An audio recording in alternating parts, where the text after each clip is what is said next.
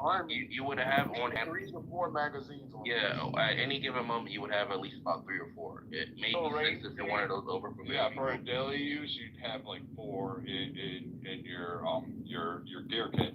But I mean, like range day is what, 6 hours long? Well, it looks like it's estimated by the amount of guns, not the amount of personnel. You got to think a whole company or battalion could be shooting at the range that day. So and we also have different weapons. Yeah, I'm saying it's 1,000 rounds per small arms pistol, and then it's 500 rounds per rifle, and that's for practice.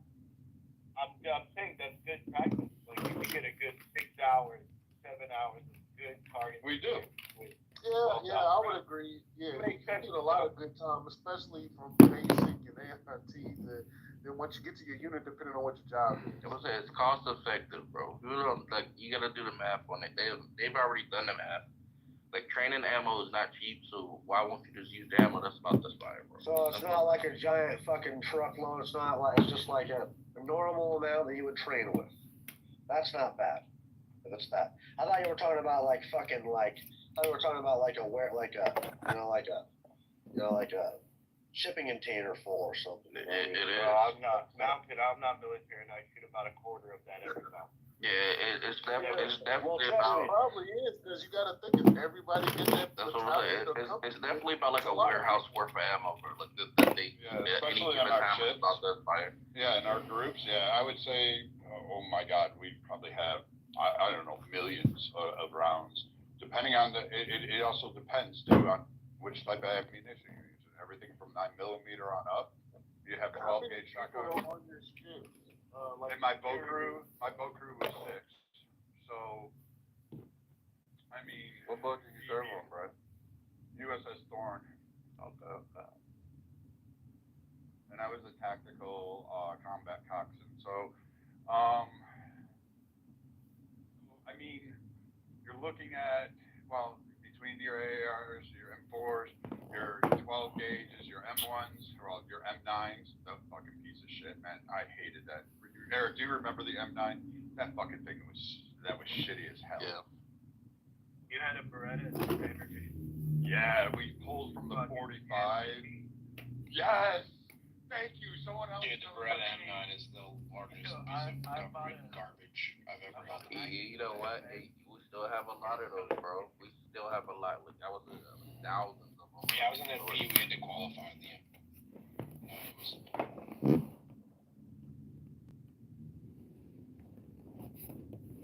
My rounds went off finally because they were like, here, we're like, we don't know what's going on. Every time I went to go fire, like, that was it. It was like, come on.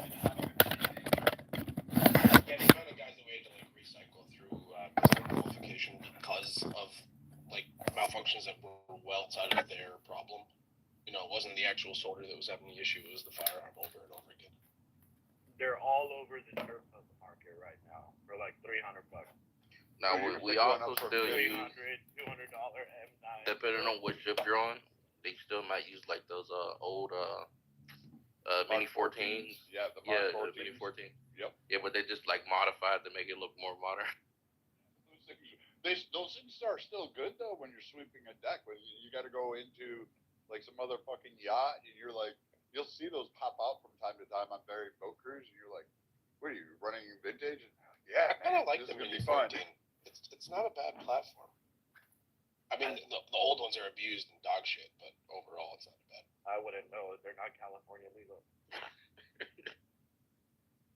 Hang up, the stuff that I have in my house is not California legal. Yeah, I say this sadly. Like I would love a Mini 14. I bet if you put like a dildo pistol grip on it, you could probably make an argument. You gotta for make it count before you shoot. Yeah, exactly. Yeah. With pink grips, and then you have I love Gavin Newsom on it.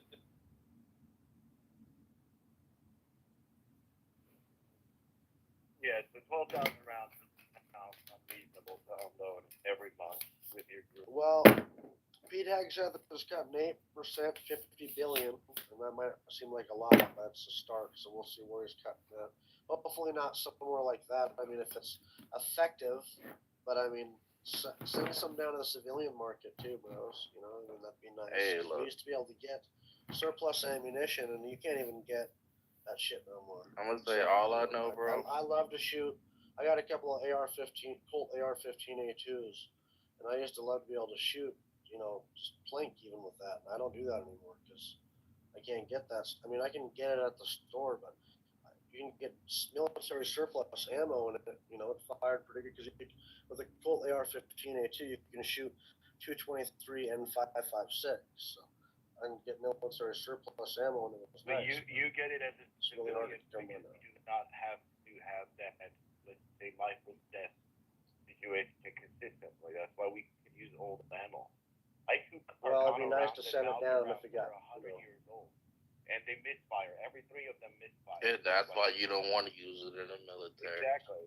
I didn't have that experience myself, but I didn't shoot 100-year-old ammo. But I've shot old Soviet ammo. Lots of 7.62 by 3.9, man, and it hasn't misfired. And it was covered in fucking grease, dude. I'm gonna say, Covered in grease, hey Brad, how often did you guys have a range day on Like the ship? Soviet We fired, 7.62. we yeah. did practice every week, so we had to stay tactical. Because we were a defensive perimeter, we were running a gun, so we had to be able to hit down not only drug runners but pirates. And my primary role was to hunt down those that were an optimal threat. So we got range day every week on the ship, and it was kind of fun. Firing up the stern and floating targets was kind of nice. And tactical clearings, those were pretty good. And if the Navy would have training ships out there that are just like old World War II ships that they're going to sink out there and add to the reef or use for target practice, we would go on there beforehand, and we would have targets and instructors on there, and we would go through and clear those ships. So it was a lot of fun. But we did a lot of fucking training. Getting see the 5-inch and shit shoot, bro. That shit's crazy. Oh, that shit's man. loud as hell. If you don't realize how loud that shit is. So, Brad, in your position, did you like control the boat? Were you the driver? Is that what that I is? was the coxswain, yes. Yeah, nice. That's pretty badass. I would like to do something like that, but it's You'll never get a not my chance. thing, You're too man. old. Well, 34, but I'm not joining the military now, man. I mean, it just wasn't my thing. It wasn't my calling. So, hey, shut up, bitch. You gotta go back down, bro. Yeah, agree that motherfucker. Tickle. Wee. I want to say, fourth, when you were in Army, right? That's the branch you were in? Correct. Did you guys get to use high caliber weapons, like like the AT4s or like mortars or anything? In basic and a little bit in AIT, not too much once I got to my unit. We just. Oh wait, you weren't firing like normal HE rifle. rounds out of an AT4 in basic, right? That's all like the 9mm tracer shit. Yeah, a lot of that. Well, we got to do the grenade launcher. The And 2, then, of course, 3, yeah, but those are chalk rounds too. Same I'll thing. say It's a HE round. the detachable No, one they or let the us one use that's a lot. connected to the rifle. Say it The again. detachable one or the one that's on the rifle? The detachable. And the one that was on the rifle, actually. Yeah, the M203 is like mounted under an M4. Yeah. We shot those I in wish- basic training, but they were like orange chalk rounds. They weren't. Right, you. I wish I could have They fired let us those. hit a couple of live. For us, it was like if you got the triple threat. So if you got expert in grenade, rifle, and pistol, like those folks got to pick whether they shot off an AT4, an M203, or I think a Claymore. A Claymore, bro, that's like fun as fuck. I don't know, bro. I'd be sweating bullets. Even Yeah, we threw 2 live hand grenades, and that was one of the scariest things I've ever done. Yeah, definitely remember the chopper. You want to hear a There was funny lot of story? people sweating bullets in that. Bro, I was sketched. I was scared. You're holding your life in your hand. As soon as that pin comes out of that fucking thing, it's like, So, Stilgar, here's the funny thing. So, our team leader, he was sitting there. He's like, hey, I'm going to give you the flashbang and you can throw that in. they never trained me on it, nothing like that. They were just like, throw that fucker in. I threw it in and hit the fucking bulkhead. It bounced back like within 2 feet. And I was like, holy shit, that thing went off so loud. That was my first experience. And then I got sent to the old man. He's like, who told you could do that? And I was like, I just took the initiative. You weren't qualified. Now we have to go get you qualified in order to cover your ass. You're going to be fucking restricted to, on the ship for fucking 30 days, no port. And I was like, oh, come on. Just throwing one down a hallway? Come on. Wow. Yeah, man. Good times. Good times. And everybody knows that range day, when you go out, there's always that one idiot that you're like, who gave this fucker a gun? Still, I didn't know you were in the military. Only one? What branch you were, man? I was in the reserves. I was in the Army Reserves as an MP. I would like to There was a play bunch of with the. devils. I would like to play with the idea of the draft. Any fans of the draft here? Yes, we No. should draft all the Are you trainees. signing up, Tally? You gonna sign up for the selective service? What the 1%? Equal rights for women. Not. Is that what I heard? No. It would still be for men. I just think that maybe the drafting age should be upped, more like 60. It already I- is. 65. Tally, if I could go back in Oh, now, I 70. would. Tally, if I could go back in now, if we were going into a conflict, and I could save someone like, who's young on the stage, like Stilgar or Huey or Louie from having to go, I would absolutely sign up and go. In a heartbeat, you wouldn't be able to stop. Well, wasn't it that if there was just one son in the family, they weren't eligible for the draft? And I thought that the age would be related to the cap for signing up, which is somewhere like 30, right? No, it's 25. 25. Each branch is slightly You can different. join after 25. I knew it did No, join like she said 37. She said the draft. Oh, the draft. Okay, yeah. Yeah, No, I'm yeah. safe for that. I'm not I that young. thought I wish I was. I thought the two were connected. So currently the draft is at 65. No, I misspoke. I thought it was. It's just 25. It's just 25. But, like, you have inactive ready reserve people, and then you have some of us that could be called back. Like, I got a letter once, and it was like, here, go report to Fort Drum. And basically, I was handed a mop for a week, and then I was like, yo, you can go home. And that's what they do with a lot of That's these the guys. situation I'm in, Brad. Back to do dumb shit. Yeah, back to doing dumb shit when they call you back. Like, all of us all think like, yeah, I'm going back into the suck. Finally, yes. And then you find out like, yeah, here's your mop and bucket. We're sending the young bucks. You're just here as an advisor to help in training and then clean up the mess. Fuck. Damn, right. that's how they do, y'all. That's how they do. Yeah, Yeah. pretty much, bro. That's what it is. That's what I say. Yeah, People don't know, bro. You yeah. can sign up on that at the reserves, bro. They call you up for those minuscule reasons. Oh Do you shit. think that we could maybe I got to force? miss that part. Do you think we could maybe force another baby boom if we sent men to war, even if they're just mopping the desert? The baby boom came back. when they Holly, came back. if you wanted a baby boom, here's what you would do. You would have women sign up for the draft for the Navy only, and then you would assign them to ships that are going on 6 month to year long deployments. I guarantee you, before you got underway, every single one of those women would get pregnant. That's actually a big issue right now. It's that like, I think it was like a stat that 75% of women who get deployed on the Navy ships get like pregnant within like the first 3 months. That's And like they have a smart. lot of women. They have a lot of women. Army, they They have a lot of women on leave. So like that's the issue. and in the army, like how they situated is right before deployments is when the women typically pop up pregnant, and then no deployment for them because once they found out within a certain period, it's too late, so you can't go. Yeah, I think we had something like 80%, 85%, Eric, when we were about to get underway of the women that were on there. They were all knocked up. It was Yeah, like, man. And you people know be we were going going down to- on the ships, bro. Yeah, they were done. Like, and then when we had to do rescue ops on subs, this was one because that was part of my task too.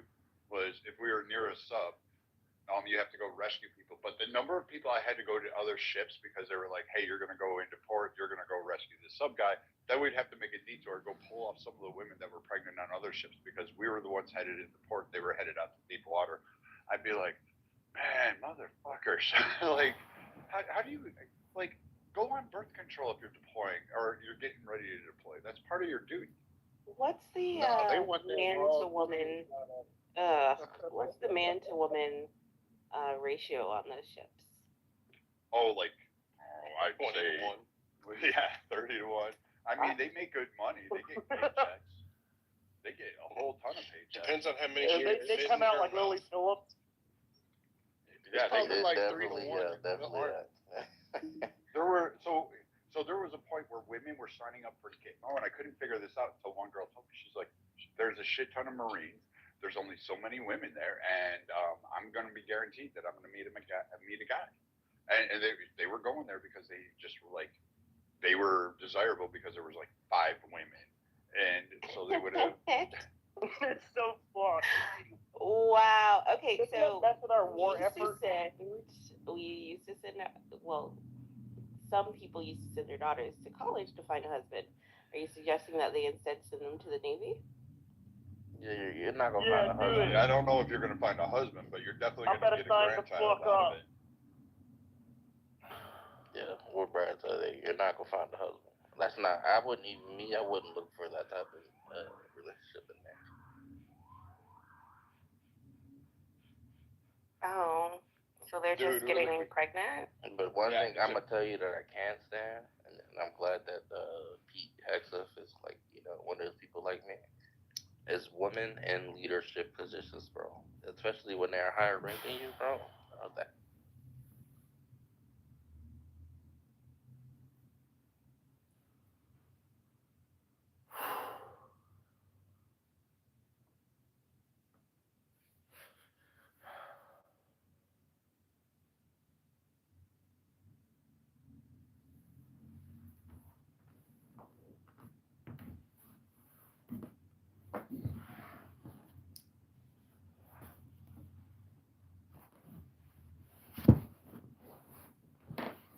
They're so chill.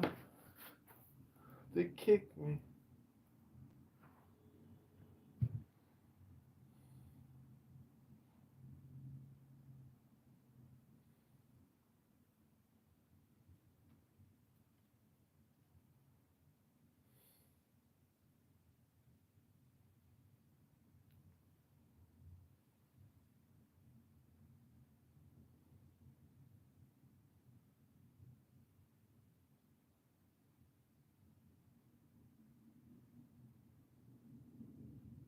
Always say that, and I'm never like. You don't even need to finish that yet, of course. Okay, and so you do feel like it. With night sights, I mean, that's not, inconceivable. Or not with iron sights, like that's not inconceivable. A rifle's iron sights and a pistol's iron sights are different. Yeah, it's simply because a pistol's iron sights are very thick and broad, and the rifles, they're like, who could possibly know? I mean, that's. I know. It's not like you're fucking annoying or anything. No. Who could ever find that out? I mean, I could never understand why everyone. Yeah, crazy. In Andrew's room anyway. Yeah, the fact that anyone in Andrew's room has you blocked is fucking surprising. The only thing I would think is some of the Clubhouse people have been coming back, or it's from Discord, I mean, like Tom's people, because, like, John Lee's not around anymore. So, of course, he's been hanging out here more. So they're trying to get more entertainment from here now. Words. Yeah. Right. For the record, there's a lot of mods in Andrew's room who haven't blocked us. And there's like a 5 I can name off the top of my head. Yeah. I think the one that had me blocked was Ryan for the longest time. He had me blocked for the hottest minute, and then I think he unblocked me. So. Yeah, what's his name? You don't know what his fucking name is. I think his name's Ryan. Same name. He's the one that had the fucking weird smiley fucking photo. Fucking weirdo. Hi, everybody. Hey, Toast was telling us about going on with the hell, how it operates, and what's going on. This dude was just sitting here complaining about a guy hijacking the show because he doesn't prefer him. I'm sorry. For this email, and then you're like, not no, it's okay, Babs. It's fine. But you see, like the inconsistency here in the thought pattern. Like it's like this one guy here, he's not allowed, but he happens to be black. But you're allowed to like hijack the show though, and he's gonna sit there and talk to you though. Wait, like, he's not even black. He wasn't even black. Babs has a history. Dude, what's going on with that? Babs has like a known record and career here, right? Yeah, Mondo's a total goofball. Yeah. I have no idea who that guy is. But what's the difference here? Like why are you stepping for this chick? He's a complete and utter goofball. I've known Babs for 2 years. Babs actually kind of hates Toast, so it's funny. Yeah, I mean, Toast is kind of the worst. But still, like at least Babs has like a record on here, right? I don't even know the other guy. Yeah, but why are you simping for him though? He's not Okay, I'll shut up. Yeah, I mean, I'll shut up. Simping, dude. Sorry, I'm simping too hard here. He doesn't get you. Jesus, Toast, calm down. Calm down, bro. Just been a while. Yeah, Jay doesn't get you, Toast. Hate's a very strong word. I strongly dislike you. He thinks you're sociopathic. I know I am. I mean, like, I'm not a sociopath. I think Jay thinks Toast is sociopathic and like, that's true. Total like dishonest interlocutor and stuff like that. Yeah, Jay I says heard that the shoe thing. I heard the shoe thing. That seemed pretty dishonest. What are you doing? It's kind of like nobody here would get it. It's a joke with another room. Yeah, I'm guessing with like a bunch of Nazis, right? Actually, they don't really. I've never seen a Nazi like a black and white photo of a shoe drive. I'm thinking a la like 1944 era Poland. I'm guessing that photo was taken. Actually, it was like 1930s Britain when this photo was taken, way before the Holocaust. This is why we can't have nice fucking things. It's funny so that's a joke that no one in here would get. Like, why would you come with that? So like you're a comedian. It's not like do you think I changed my profile for like every room I'm in? No, I don't. I keep my profile very like I keep it the same. I think you're only doing it mostly for shock value, right? Yeah. Use the groove. Because it's like triggering and it's very polarizing, right? You're doing it intentionally simply for the posterizing, right? But there's a little bit more to it, right? There's a little more context that we're missing here. Is there something about your deep-held beliefs that you're trying to transmute to us so we understand you better? I'm not trying to transmute it. Right. So you're just doing it for shock value, right? No, it's not. There's more. There's more than that. You're actually trying to give us a message. I'm not trying to give you a fucking message. Okay, so what is it? What is your what's your intention? Do I need to change your profile picture? No. I just wanted to know what it was. What's the intention? Do we have to talk about it? Yeah. We do. Yeah, why not? You brought it up. I didn't bring it up. Jay brought it up. You have a PTR of that image, so we're asking about it. I didn't bring it up. Yeah, well, you did because you put the PTR. Like, you can ask me about orcas if you want. I can't. Does it mean anything to you? Or it means something to you? Which, your image or mine? No, or you have some sort of like deeply held belief about orcas? Yep. But like this is like I think it's like low. No pun intended. You know yeah. What? I don't think it's like very high value. Shouldn't be shallow. They shouldn't be. I told you. Your pic's from freaking Auschwitz, dude. Fucking liar. Do profile pictures like really mean that much to people? Mine does. It's true. I pick it purposely for this. I'm just being cute in mine. But anyways, like, I don't do, like, anti-Jew stuff in my PFP normally. I mean, that's maybe I'm based to some degree. I just don't like to be a piece of shit. You know what I mean? Well, he doesn't mean anti-Jew. He means something else. That's what I'm asking about. That's right. What do you mean, Toast, when you have that image, what's your meaning behind it? Yeah, that there was the shoe drive in 1930s Britain, right? And they collected a lot of shoes for children at the one school.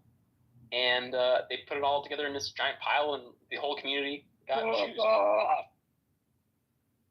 What's wrong with that? You're so fucking dishonest. If I ever catch you on a street, bro, it's on sight. You'll never see fucking sight, bro. I forgot to see you. I'd hide your fucking ugly ass mug too, bitch. Like shit. You don't even know what it looked like. I don't think you know my face. Yeah, I do remember. Oh yeah, that's right. Yeah. I forgot about that. Yeah. I just did an image search for shoe drive 1930s Britain. Fine. Keep looking, you'll find it. Jefferson. Keep looking, Jefferson.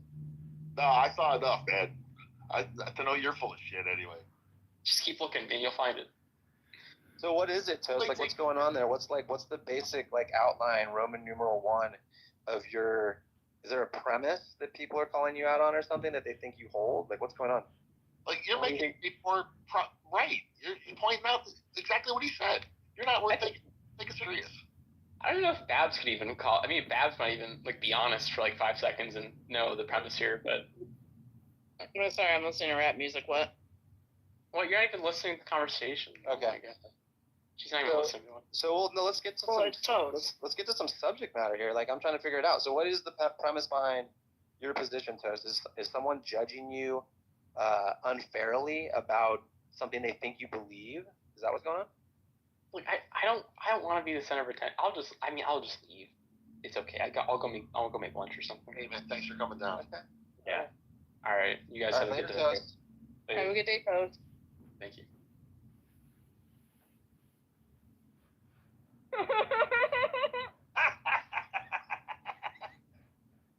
That's funny.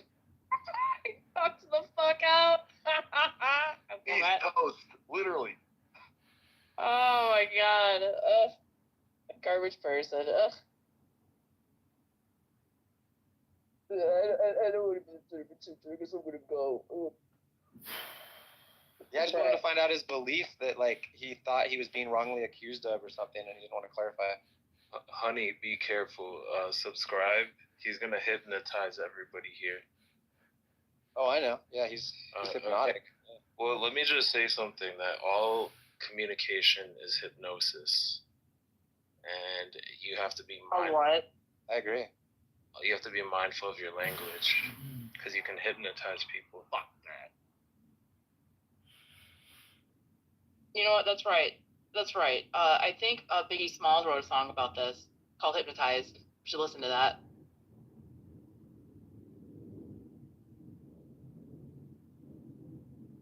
My Detroit players. Anyway. Yeah, are there any theists? Any people that believe that a god is writing things and telling you what to do? Do you like Buddy's Pizza? Yeah, best pizza. Okay, pretty good. Buddy's. I think Jetson's better though. That's funny. I used to live in Detroit. So. And Buddy's, come on. I'm Jetson's better. Yeah. Anyways, back to the thing. Any theists? Hi, I'm a theist, and I'd like to argue on behalf of God. Do tell. Yes, God is the universe, and this is the theory of everything. That everything is God. All is God. All words, all fat people, all atheists, all gay people, all, all awesome people, super rainbow people, even the worst of the worst people, like Nazis. They're all God. That's the theory of everything. I am complete. Wow, what a terrible take. Complete. Cool. Let me see here. I liked it, dude. That was good. Yes. I mean, like, so are you, like, the type of, like, everything is God, like, animism, like the Native Americans believed, or, like, everything, like, in, like, a what's that, like, pantheism? It is, like, I don't know, pantheism and animism are, like, the same thing, but I don't think they are necessarily. I think his answer would be yes.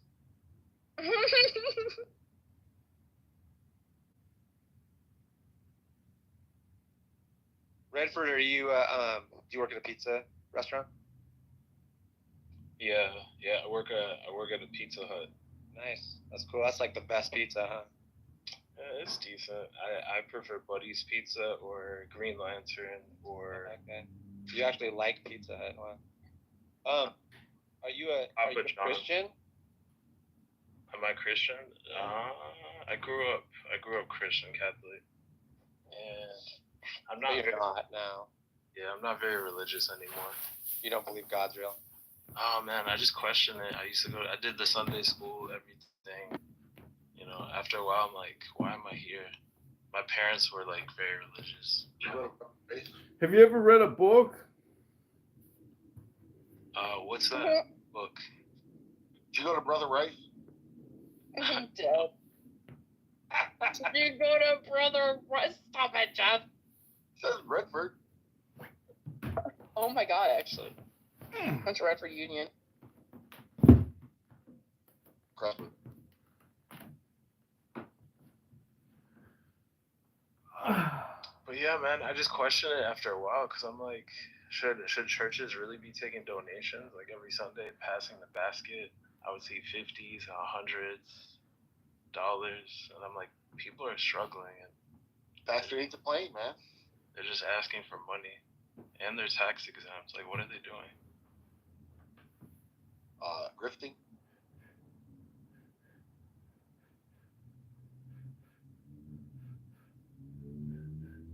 So yeah, that's when I started to question. What about the God stuff? Did you believe the stories about God and like Samson and Delilah and all that shit?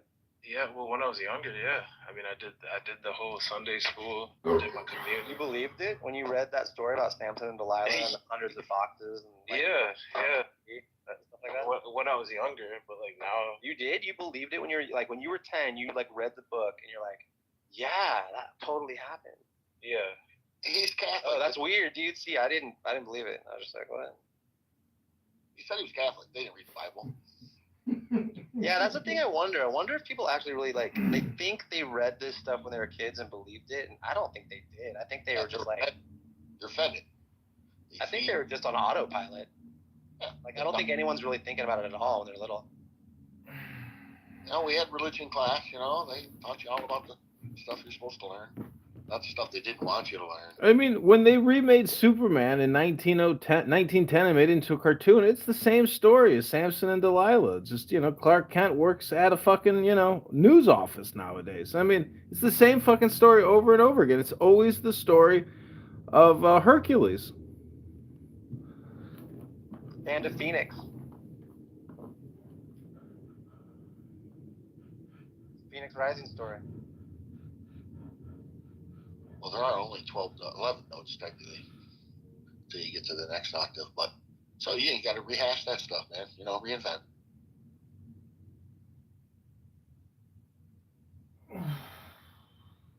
Nothing wrong with a little reimagining, Well, Joe B, are you a Muslim still? You're in the audience there, Joe. Whoa, Joe is Muslim? Yeah, I think so.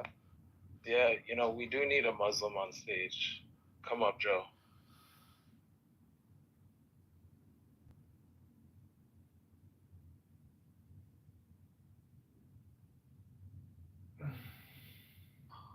Yeah, we need someone who's religious and thinks God is real. And I know Joe's not a Muslim. That's why I'm goading her. She's a Christian. Oh, she's Christian. Yeah, she thinks Yahweh is real. Well, she's an avid Christian. You can't talk right now? Aren't you supposed to be prepared to tell us? 1 Peter 3:15. It's funny because I feel like none of them really believe it because they say that God has a book that's all divine and holy and shit, and they've never really read it. They barely read the shit. So, like, if God really wrote a book, right? Let's just make it simple. Do you think you read it? Sorry. Well, they use belief differently. Like belief that all that stuff they believe is the same as belief the sun is going to rise tomorrow. Those are two different things. They're not the same level of belief. One requires faith, one doesn't. Yeah, I don't know what the reasons are. What's your reason, Joe? Are you a Muslim or a Christian? Wait, Henry, I just want to interrupt Joe before she answers and her dentures fall out. The point is, honey, you made a good point that if God really wrote a book, you'd think people would be really interested in the book of God, right? But they're not. Yeah, they pretend they are. They act like they are, but you expose that they're not. I've never been a Muslim. Sorry, Joe. Yeah, I know. That's why I said I was goading you up here because I know you're a Christian. I know. But you're not really as much of a Christian as you were like last year, right? Because of the things you've learned on Clubhouse. No, I'm more of a Christian than anything else. Even being in Uncle Steve's rooms all those times, you're more of a Christian. Hell yeah, that sharpens the knife. What was more believable to you? now that you've been on Clubhouse? That we are all sinners and we all have weaknesses. Oh, I'm not. Yeah. I'm not a sinner. No. That's a word made up by you Christian people. Right. You keep believing that. I'll see you in. Oh, No, I won't see you in heaven. Sorry, bud. Sorry. Yeah, you won't. You won't see me in heaven. You're right. Do you think I'll see you in heaven? But Joby, why do you focus on the negative, which is weakness and the fact that we're sinners? I mean, don't you have anything positive to actually, regurgitate from? If you're such a Christian, can you tell us some of the positive things that Jesus maybe put out? What were the positive things that Jesus tried to tell his disciples so the world might know the intelligence? Oh, it's Jesus put out a message. We're all weak and sinners. Great advice, Joby. Great advice. Take a nap, buddy. I don't think you're really familiar with evangelists. Don't you think judgment is reserved for God and God alone, not for you? We all stand in judgment, whether we're right or not. That's reserved for God and God alone. Why would you? I agree with you. We all do it naturally, whether we want to or not. Yeah, but that doesn't answer. Wait a minute. That's just begging the question, don't you Let me think? put my teeth in for idiot. Yeah, that doesn't answer the question. It's yes, God reserves judgment, and judgment is reserved for God alone. Why are you judging people? No, it's an individual relationship. Do you have one? Yeah, I'm Catholic. Okay, there you go. I do too. But you're kind of evading the question here. Like, isn't judgment reserved for God and God alone? Yes. Okay, thank you. So why are you doing that? I don't know what the hell you're talking about, but yes. Well, typically there are some Christians, some flavors and branches of Christianity that come to people with hate. And I think if you come to people with hate, that's not a good way to be. Are you new to Clubhouse? Are you new to Clubhouse? No, I've been here for a while, but you approaching people with hate and speaking about their sin, when you're sinning yourself, is not a good thing to do. Please don't take me out of context. Well, I mean, isn't this why judgment is reserved for God and God alone, and should come to people in love? Yes, I said yes. What do you want me to do? Stand my head? Right. So, why wouldn't you talk about the great benefits of Christianity instead of talking about people's sin? Why don't you talk about mercy and grace and things like this? I can. You started. Go ahead. Yeah, but why don't you do that? No, don't answer me with a question. Go ahead. I'm asking, why don't you do that? Why do you approach? Why didn't you do that, Jeff? Because then, after you spoke, the first thing I asked you, and I know it gets crowded up here, but I asked, do you think I'm going to heaven? I don't know. I'm asking Joe. Oh, okay. That's between you and God, not me. Oh, okay, yeah. So I'm probably going to heaven then, right? Because I wouldn't choose something bad, right? If you say so, bud. I mean, do you think I would choose something bad when I'm dead? I don't know if you have a say at that point. Well, wait. What about you? Are you going to choose? Is it between you and God? No, he's going to decide based on my relationship with him. I said it 3 times. Are you listening? Okay. So you think that God's maybe more pleased with my relationship with him than he is with yours, maybe? I don't think he cares for individuals. Oh, he doesn't care about individuals? All right, stop fucking with me. Sorry, I'm just trying to...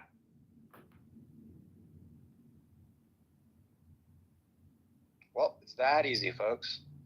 That's how we do it on the road. Ignorance.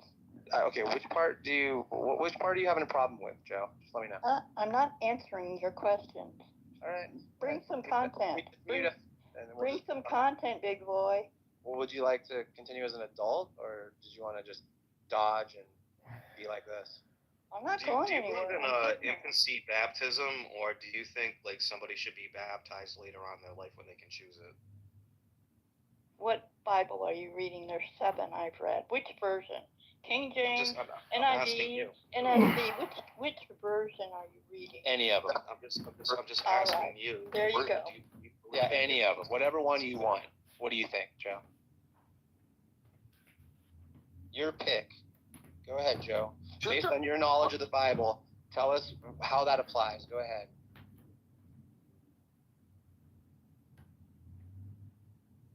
I thought you said you were here for the games.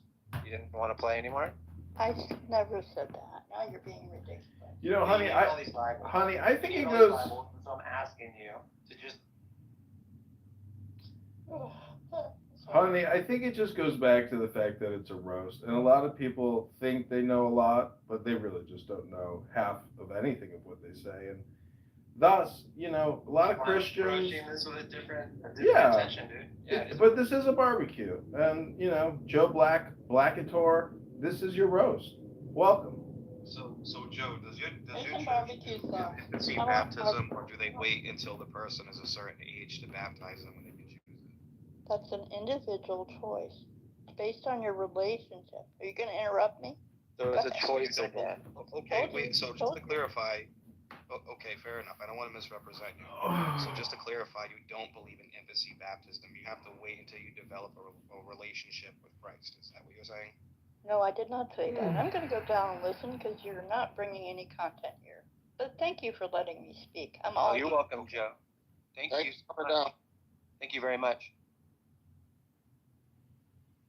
Yeah, so you get these like different flavors of Christianity where like they don't believe in infancy baptism, which is something that Calvin and even Luther did themselves.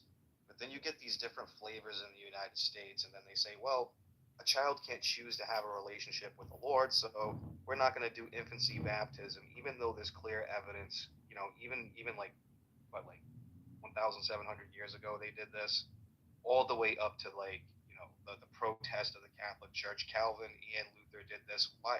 My next question would have been is like, well, why don't you follow the tradition in such way?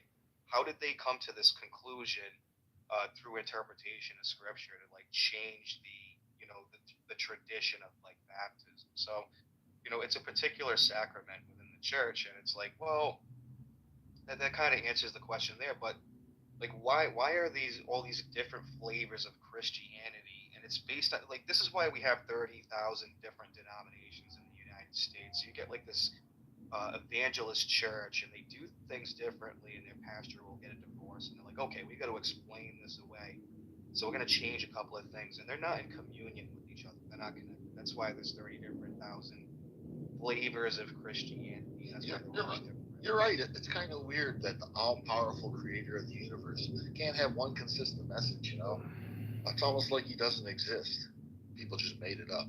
Well, that's in the Bible as well. Like, you're supposed to have like one consistent message is the point. Well, I know, but to me, the point is it doesn't seem consistent. It's all over the place. Well, the reason why this happens is quote mining. You have people that quote mine out of the Bible, so they'll play hopscotch all over the Bible and quote mine, and then make this like potato head style religion and base it. It's just probably like, because God had it in writing, you know, instead of actually just like imagine if the book, like, imagine if you picked it up and everyone who read it, it reached their mind and their understanding in whatever language was their native tongue, right? It just made sense. It was that divine. Like, why couldn't that just be the case? You know, it sounds like you're just saying this is a poor way to communicate a message.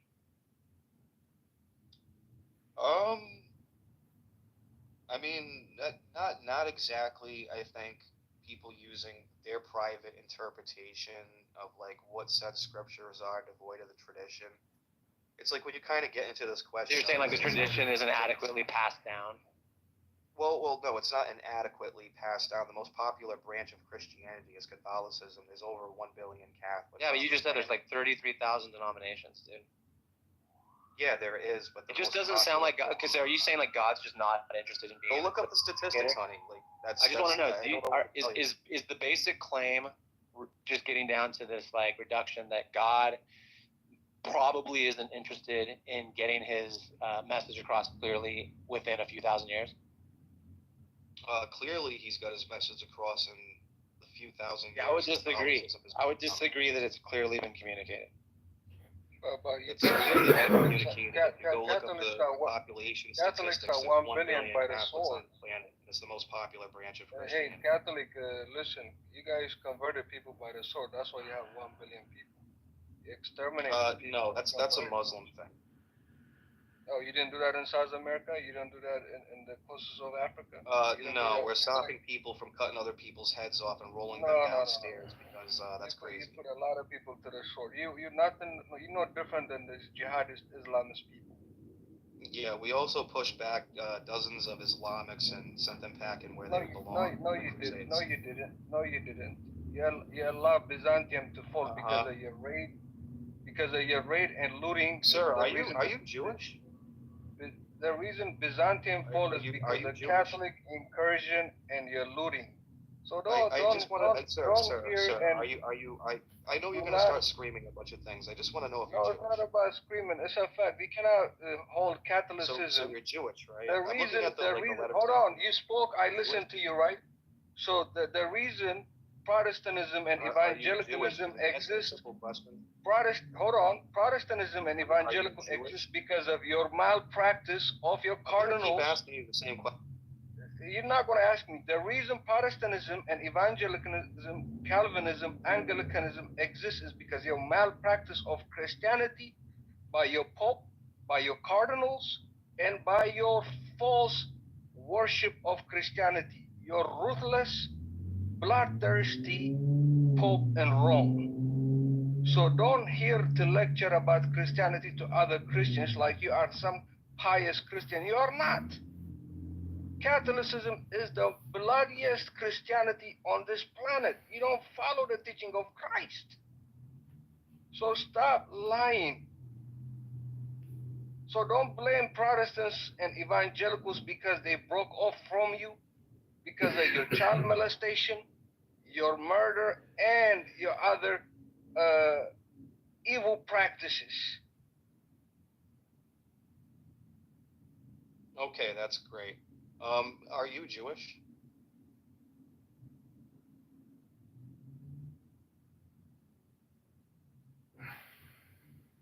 Not a Jew. Yeah, I really don't know where he's coming from with this. I don't either, but his silence made me think that, no. Yeah, because if you were just not Jewish, or if you were Jewish, you would just say yes or no. I don't know. You wouldn't just answer the question. It's fine. So yeah, so it sounds like basically I'm right. Like that was kind of, I think, more evidence of what I was saying. It's that if I were to just look at the evidence over time, like just the last 5,000 years, let's go deeper. Let's go 100,000. All hominids, all humanoids. Doesn't seem to be the case that God is super interested in being very clear. That's all.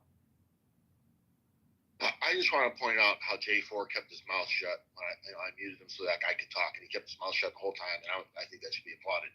Well done, sir.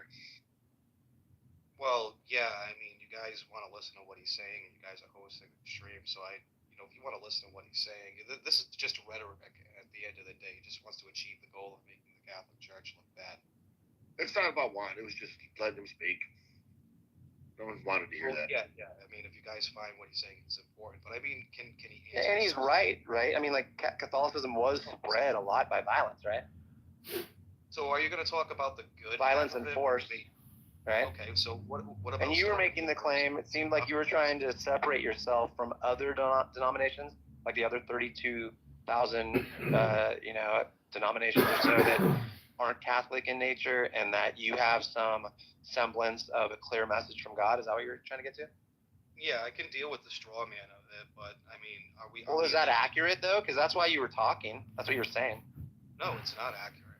Well, all I said is that it doesn't seem like it's clear that God is interested in getting his message across clearly. And then you were saying, to counter that, you were saying, well, it's true that most of my people have been having a very clear communication with God. Isn't that kind of what you were saying? Is that what I said? Yeah, in a sense. I thought that's what you were saying. Yeah, it's a straw man, dude. I didn't say okay, is that disagreeable? Do you not think you're getting a clear message? Because that would just prove my point even further. Well, what's How do you know what you know, dude? That's. Oh, okay. Okay. Oh, really? You that early? You're gonna do that quick, dude? Come on. Really? So you don't know? Oh, dude, I'm lost, bro. This is too high level for me now, dude. You're like getting really deep. You want to straw man like the Catholic Church on the basis of. No, I'm asking you where's the part you disagree with? I asked you. Yeah, you're just stereotyping. Okay, so let me know which part is wrong. All of it's wrong. Okay, so you guys don't have the clear communication from God? No, we didn't go around raping and pillaging. Wait, do you have clear communication from God? Yes or no? I mean, I'm trying to like talk about the points. That this Okay, guy well, we'll go to that next. Here, how about this? I was Catholic, so I'll entertain you. So do you think that wearing condoms is a sin? Yeah, conception is bad. Okay, so that's what they say. Now I left because I didn't agree with their stance. Do you think that that's the right reason to leave?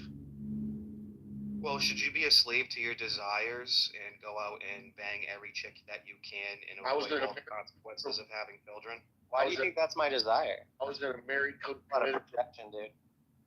What's wrong with me wearing a condom? I'm trying to not. These guys always let us know why they feel so simple. You don't think there's something wrong with hedonism? Do you think I should have left the Catholic religion, having not agreed with that stance? So answer the question. You don't think there's an issue with hedonism? There's an issue with hedonism. No, not in my life. There's an issue with hedonism, Jay. Yeah, you don't think the Catholic prescription doesn't combat hedonism?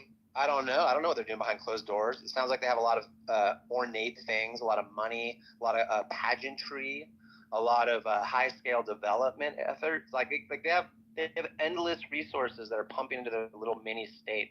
So I don't know what you're talking about. Yeah, and they also give those resources to scientific organizations and For sure. hospitals. That's awesome. Okay, so do you think I should have left the Catholic religion because I disagreed with their stance on the use of condoms? Am I addressing 3 people at the same time? Yes. Yes, 4 people. It's fine. You don't have to answer because we know the answer. Yeah. You don't know the answer. I'm saying you don't think that the Catholic prescription combats hedonism, and do you think hedonism is a great philosophy to have? Condom had nothing to do with hedonism. And who cares, Jay? What is your point, dude? What are you getting to? I just think you guys don't know what hedonism is. Look, I know what hedonism is. That's why I said there's a problem with it, which Jefferson seemed not to want to just say, there's a problem with hedonism. So well, fuck what? Why are you speaking for Jefferson? Let him speak for himself. I'm trying to speed this up a little bit. Yeah, that's fine. I'm okay. He's a big boy. Well, I mean, he answered you. No, he didn't. He said he had a problem with it, personally. I can't hear what everybody's saying when they're speaking all at once. Okay, let's just grant it.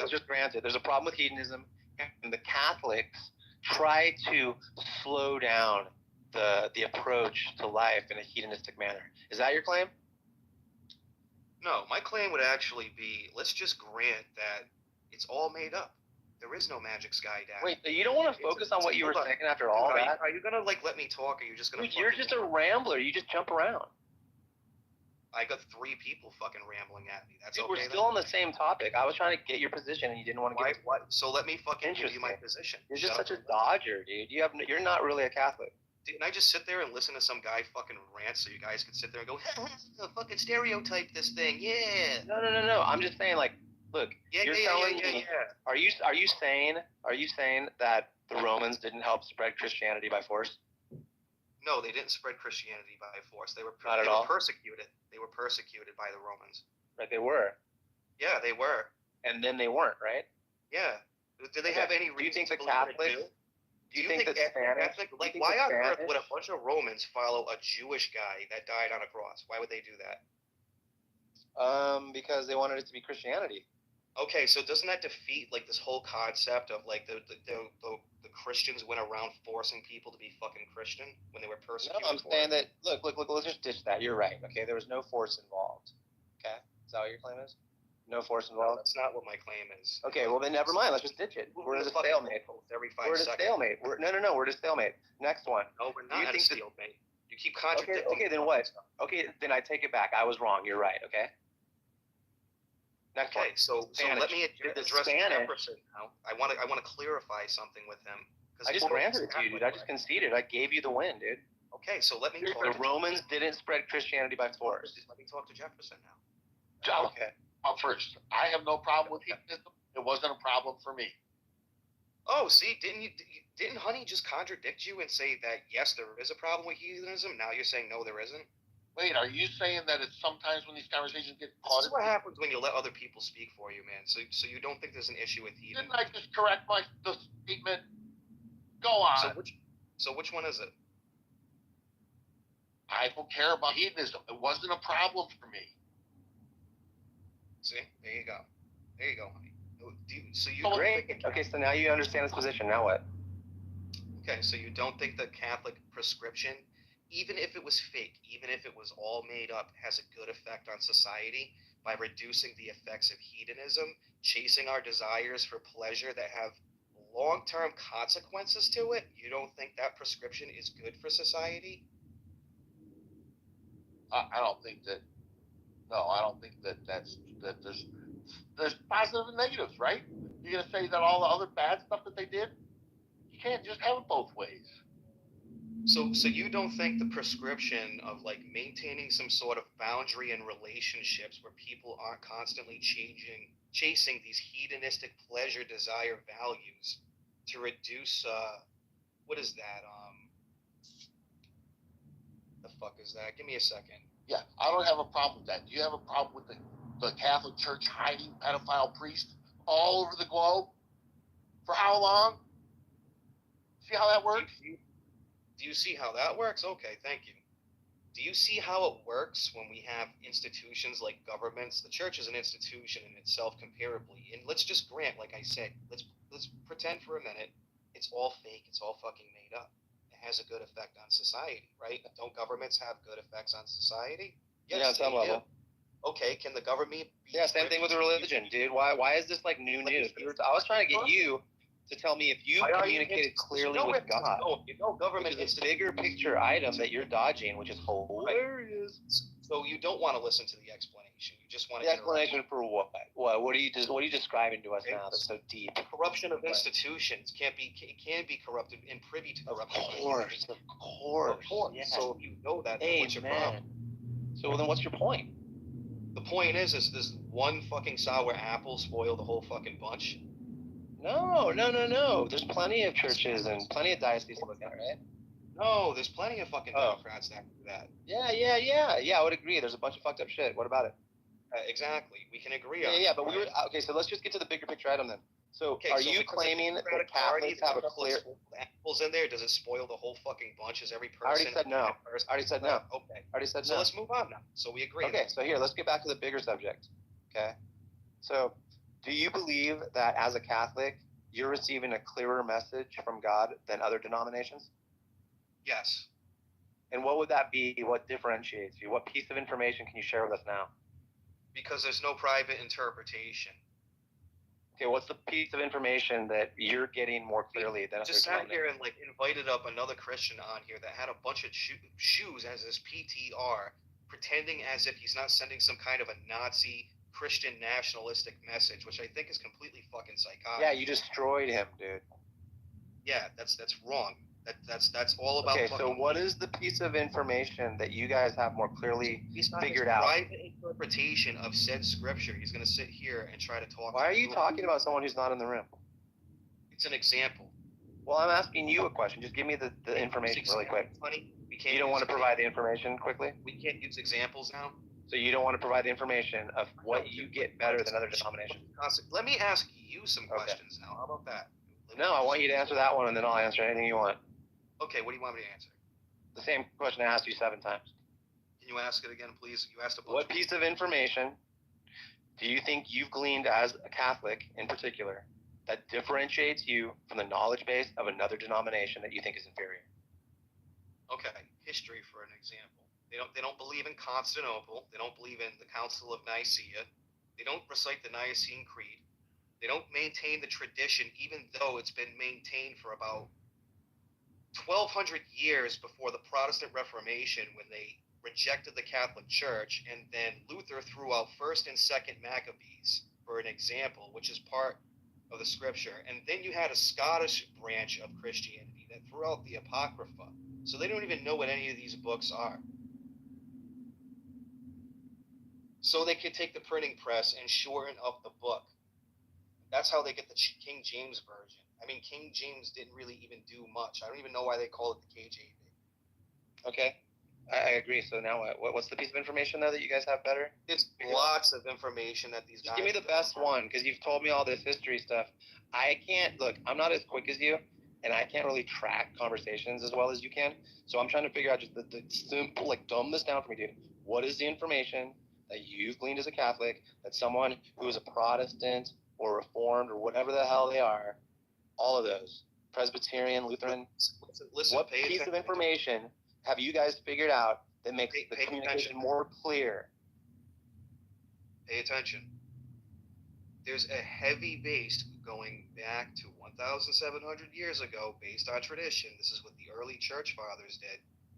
And based on their private interpretation, they disregard all of these things. That's why I was asking that other lady here, Joe, as an example, do you do infancy baptism? She didn't want to answer that question. Right, she didn't. Yep. Why? Because it's private interpretation. Do you need to be baptized to take on the Holy Spirit? All children should be baptized. You can choose. Is it required? Can the Holy Spirit be dwelling within me or around me or whatever this relationship is without being baptized? Part of the sacrament. Is it impossible for the Holy Spirit to be within me without being baptized? To be honest, man, I don't know. I can go look it up for you. Okay, good answer. Yeah, because you didn't want to answer directly, and then when you answered directly, you said I don't know. So you could have just said I don't know right at the beginning, right? Dude, you asked me a bunch of fucking questions now. I'm gonna ask you the same question in 3 different ways because you were dodging. No, you didn't ask me the same question. I asked you if the Holy Spirit could only be within me through a baptism. That's all I asked you. That's all I've asked you. Dude, let's be clear here. You asked me 20 questions, not the same one in a variety of ways. You asked me multiple questions in dozens of ways. Okay, which one did you want to address next then? If I asked you so many. I don't know, dude. Like, there's so fucking. Well, just pick one of the dozens. Pick one of the dozens. Hold on. Let's be clear here. When you said it, I'm going to ask you this last one, and I get to ask you one. I want you to pick from the dozens that you said I asked. Didn't let me ask you a question afterwards. You asked me 3 more. You're not even like playing chess with me, dude. You're like starting a chess game and you're like playing like how Darren Brown plays against 9 dudes. That's what you're doing. Okay. Yeah, you just don't want to finish a game. You just want to like engage in these little mini battles over pawns and fucking bishops, and then you like move to another table or something. It's weird. I wonder what his question is. Technically, I am moving to 3 different tables. I had 3 people dogpiling me. I mean, isn't that what I'm doing? That's a good, accurate description. No, you're not really. You're not dealing with 3 different people, dude. Well, one of them just left, but now it's 2 of them. Dude, that guy did a rant and shut up a half hour ago, bro. More like 10 minutes ago. Who cares? Okay, so we're still talking about you and your meta. That's all we're doing is talking about you and your meta. You and my meta. Okay, great. Yeah, so do you want to answer a question directly? I've answered all of your questions directly. Okay, so you don't know if baptism is necessary, correct? So weren't you going to answer one of my questions, and now you asked me another one? You asked me 3 of them. Okay. You said you would answer one of mine, right? What's your question? Okay. Why do you care? About your position? Yeah. To expose how silly this fucking shit is? Nothing more. To expose how silly it is? Is that what you think you're doing? Yeah. You really think you're exposing how silly my position is? Okay, how many times do you need to hear an affirmative response to a question asked? Just give me a number and I'll keep coming up with answers that are synonymous with yes. You don't think you're exposing yourself when you're constantly strawmanning. Oh no, I'm roasting myself as well. Fair enough.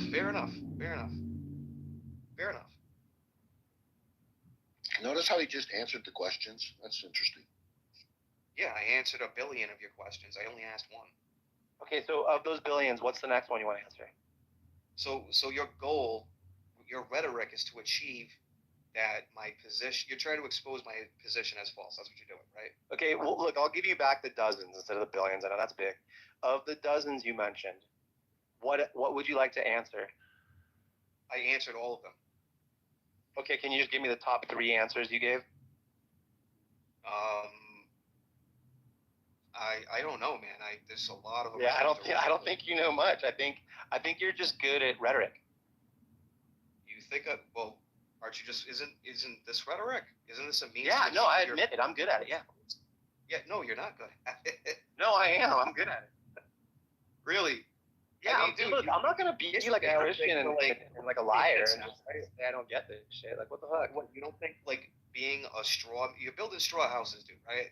You don't think like sitting here burning my worldview down based on straw mans is gonna achieve your goal? Okay, which did I straw man? Every single bit of it.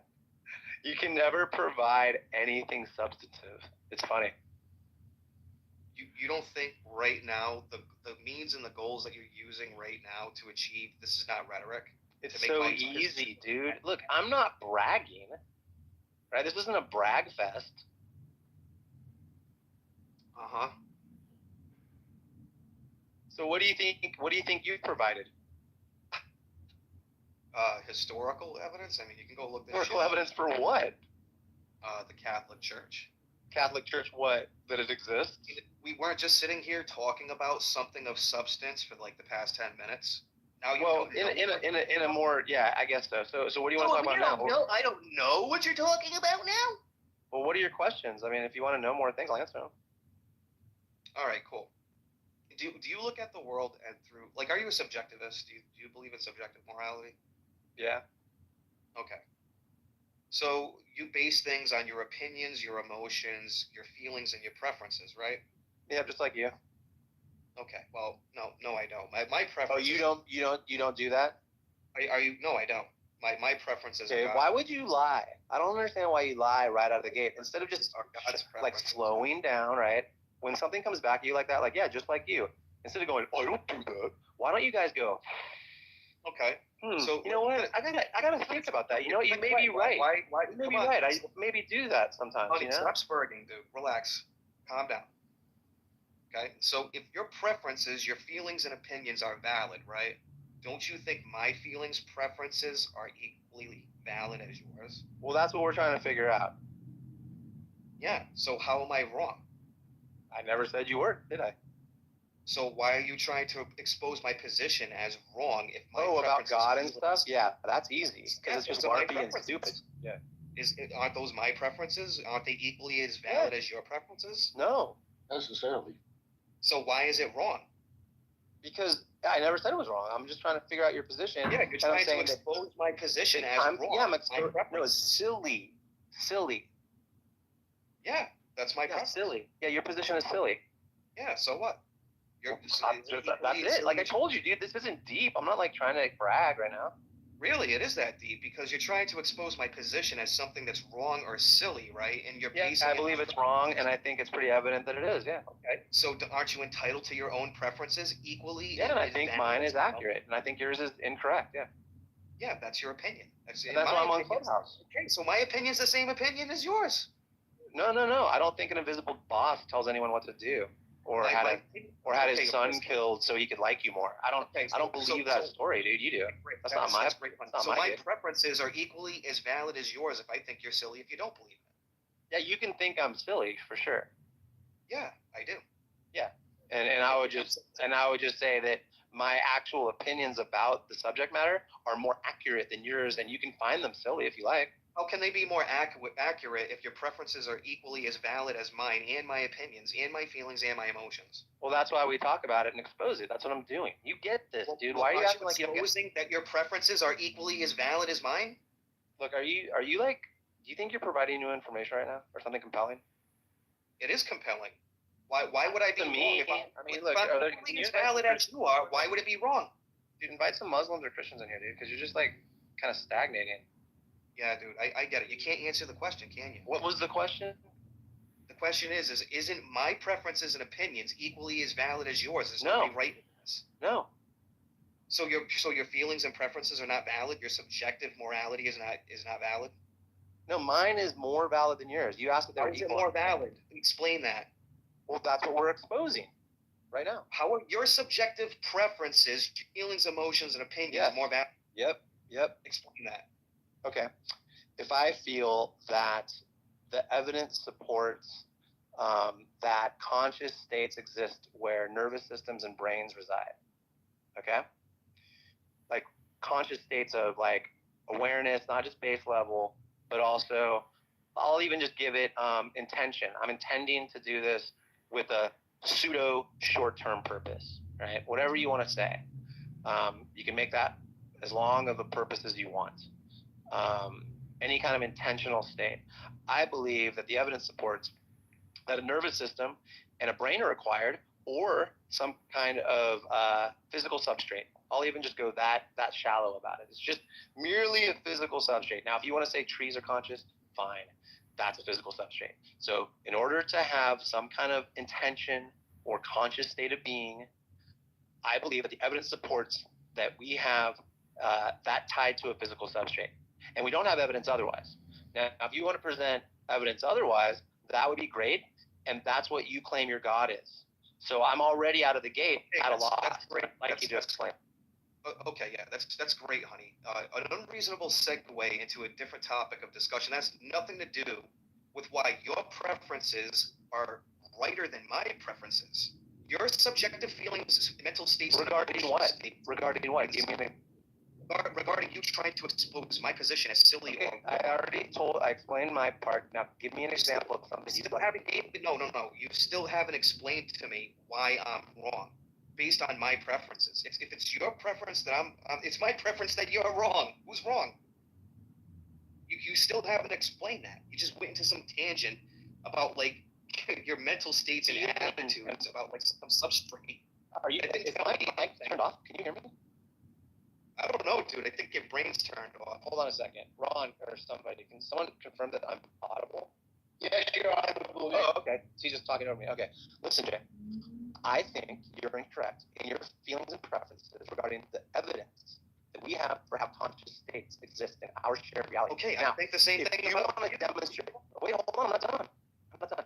You did all that to get me to talking. So I'd like you to demonstrate that you have some evidence that shows that your God is something we should even consider as being possible. You're the one that claimed that your preferences, your emotions, your subjective morality is more correct than mine. When it's no more, it's equally as valid as my own. It's not more correct, and you're not demonstrating. I am demonstrating it. I just gave you the background. No, you're not. Okay, talking about your feelings, emotions, and attitudes and opinions, dude. You're mental. Okay, well, here, give me an example of something that isn't something that we can consider together, and we'll see how our feelings and preferences apply to it. Go ahead. All I'm saying is that are my feelings, attitudes, and mental states equally as valid as yours? And I keep saying no. Yeah, I say no. How is it not? I just gave you an example. That's not an example. Okay, then find the contradiction in what I said. The contradiction is that you're saying that your preferences are more right than my preferences, even though I'm saying no, our preferences are equally valid. Regarding what? Regarding the God concept, right? Regarding all your mental states. No. I was very specific. I said, here's what I'm addressing right now. Now you regarding your mental states, attitudes, and yeah. I said my mental states, my feelings, my opinions, my attitudes, my. Can I ask? I'm trying to follow all that, dude. Howdy, I'd like to ask Jay for another question. I'm trying to follow this. I'm not sure if I'm following what he's saying. Are you saying that your feeling that God exists is valid or as valid as any feeling that Honey has? I'm saying that if he has a subjective preference, he has subjective morality, he bases things on his mental states, attitudes, opinions, feelings, and emotions. And he's claiming that's valid. Okay, that's great. And I'm saying, don't you think that my feelings, attitudes, mental states, and subjective opinions are equally as valid as his? And he's saying, no, mine are more right than yours. That makes no sense. That's a contradiction. You were pretty vague there for the question. I explained it to you. I was just going to say, are you going to answer his question? I clarified. He wants to know what the position. Yeah, what's your position? Do you think that ours are equally valid? Yeah, our feelings and mental states and attitudes and opinions are equally valid. Okay, well, you know what? I'll just concede that. Okay, now what? Okay, we're finished here. That's it? That's all you wanted to say? Thank you for That's funny. Dude, these guys, it's so easy. Fun. That's so fun, dude. It's like shooting from the hip and like Talking about a conversation that went absolutely no. yeah, dude. Like he doesn't want to talk about anything. He knows that he's just some dude thinking about shit. That what usually happens. They know they can't demonstrate their beliefs, so they just.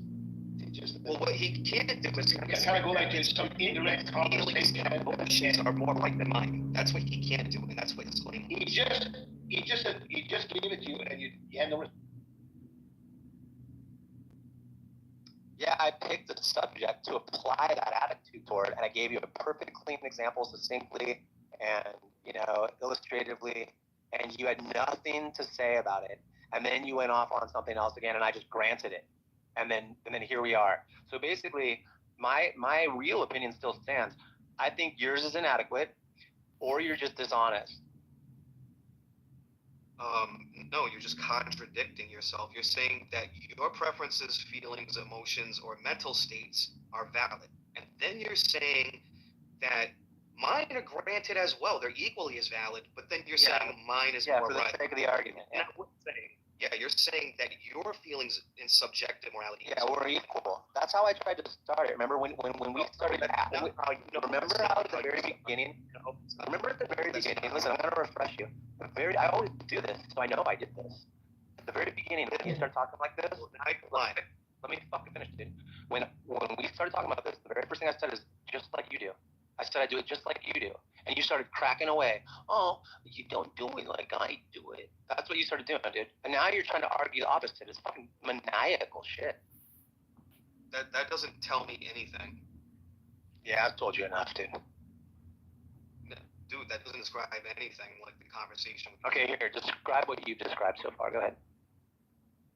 The position is that you're saying that your subjective morality is valid. Your feelings, attitudes, opinions, all of these different things, they're all valid, right?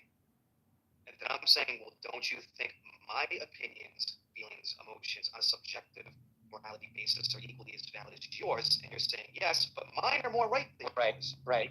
Some things are factual, yeah. Making it not equal and valid. Well, they're equally valid out of the gate, and then when we talk about it, like I told you, because it's a process, remember? We have to figure out what you're actually saying. And then when we hear what you actually say, like I told you, I'm just exposing how silly it is.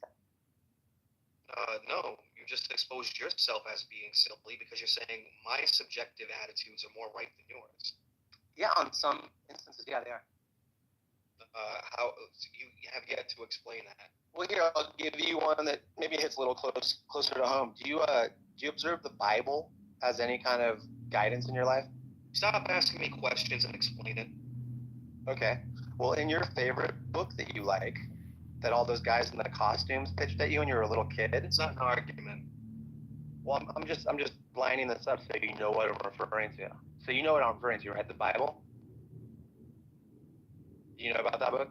I just want to make sure we're on the same page. Yeah, you know about a bunch of atheists that you can look up on YouTube. So what? You take that as... All right, here, I'll just let Jefferson take over because he has his hand up. Because he's just a waste of time. That's probably. I just wanted to know. So, is there some exhaustive list of things we're supposed to do and not to do? Like, I want to know all. Where's the list? Do you want to take on Honey's argument here, or like, are you just trying to segue into something else now? I was just wondering about the morality thing. Like, I mean, you use your opinion too. I use my opinion. I judge things and I make moral decisions accordingly. Do you have some list that tells you what to do, or do you just make up your own mind? So let's be clear here, right? If you have your own prescriptions based on your personal preferences, right?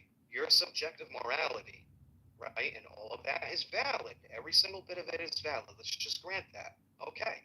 So let's say Christianity is made the fuck up. It's been made up for 2,000 years. There is no magic sky daddy. It's all fake, right? Why is it less valid if I have my own subjective morality that says my feelings, my preferences, my opinions say I can go by this? What makes it less valid than yours? We figured it out through conversation. I mean, I like you, dude, and you don't want to focus on the topic. Jefferson only. You got cooked. I don't. Yeah, I got cooked. We both have our opinion about these things. I'm agreeing with that. It's subjective. I'm to make subjective decisions. So do you. Okay, so it goes back to the question: why the fuck do you guys even care about fucking Christianity? Like you say stupid shit. Same reason there's politicians, dude. Why do you guys represent? It's like, what do you think this is? Are you like, what? Where do you live? Like in a hole? Like a little tiny hole? Like, what is this? If it's all equally valid, if all of these opinions and subjective morality, feelings, and emotions and stuff is equally valid to yours, then why do you care if it's all equally valid? What? I feel like honey, I think you guys are like Christians. Yeah, he's just willing. He's just unwilling. What he's saying makes no sense at all. Okay? I think it makes no sense at all because I tried to ask him a question so a while ago he wouldn't answer. Okay, subjective feelings about morality, okay, could be. It's not something that's valid or not valid. It's dependent on the human. Like, so if you talk about morality itself, but if you're talking about the belief in God, that's not the same thing as subjective morality. Did you see that? Did you catch the trick here? Like he opened up in his first sentence, right, and made a point about how, okay, wait a minute, this. Then he tricked himself. He's like, oh, you know what, man? Maybe I shouldn't go down that and start talking about something else. Let's just talk about subjective feelings and attitudes and mental states about the world. Let's start with that, dude. Yeah, I think your subjective feelings are equal to mine. Are my mental states equally as valid? Okay, thank you. Then why the fuck do you care about Christianity? Oh, because you guys say that you hear from invisible bosses that I don't think exist. Why do you care about that if it's equally as valid? Oh, because you guys affect policy and No, we don't affect any. Oh, you don't? We're a secular society. Oh, you don't? Separation of church. Oh, you don't? Separation of church. Staying in the United States. Oh, really? So you guys don't have much power then? No, not on a biblical basis. Okay. So there's nothing going on with like I don't know, reproductive health or anything. I don't know. Did we ban abortion in this country, or did we? I don't know, dude. I mean, you guys are in a lot of countries, so I don't know. See how we have to have this conversation without unreasonably segueing it into a discussion about something. Dude, I'm literally just following your stupid rap. J4, are you saying that you believe in God because you feel God is true? Is that? No, what I'm saying is that if you have an attitude or a mental state or some sort of like concept of subjective morality, and you base it on your emotions, feelings, opinions, and mental states, and you think that's valid, let's just grant on the opposite paradigm, all of it is fucking fake, right? Isn't it equally fucking valid to your subjective feelings, opinions, and emotions and mental states of the other person? I'm not sure where you're adding the word valid there because like if I have a feeling or I have a subjective morality, there's nothing valid about it. It's dependent on how I feel. There's no fact-based problem there. But you're saying, if you're saying that God exists, really, you don't think that's not the same thing. That's not the same thing as subjective morality. I don't know what you're okay. Subjectively, right? Subjectively, I don't want you doing harm to me. We can all collectively come together subjectively based on our feelings. We don't like pain. Right. And collectively say, oh, I don't like the feeling and sensation of pain. Right. We can all make our morals and ethics. So there is a factor of that, right? That's a good example, right? So now let's get back to the point, right? Don't you agree with that?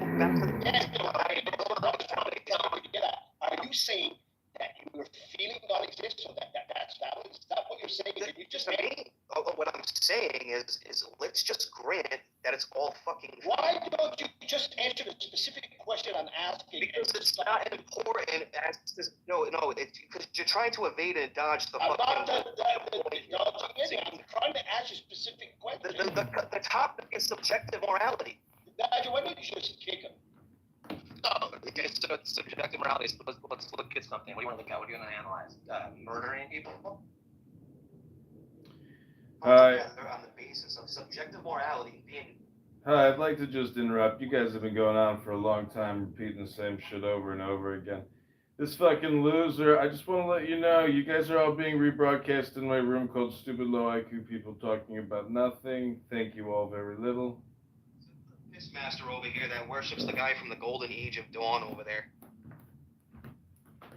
Go get a golden shower, buddy, just like Aleister Crowley. Okay, Jay. So we have the same subjective morality, is what you're saying, right?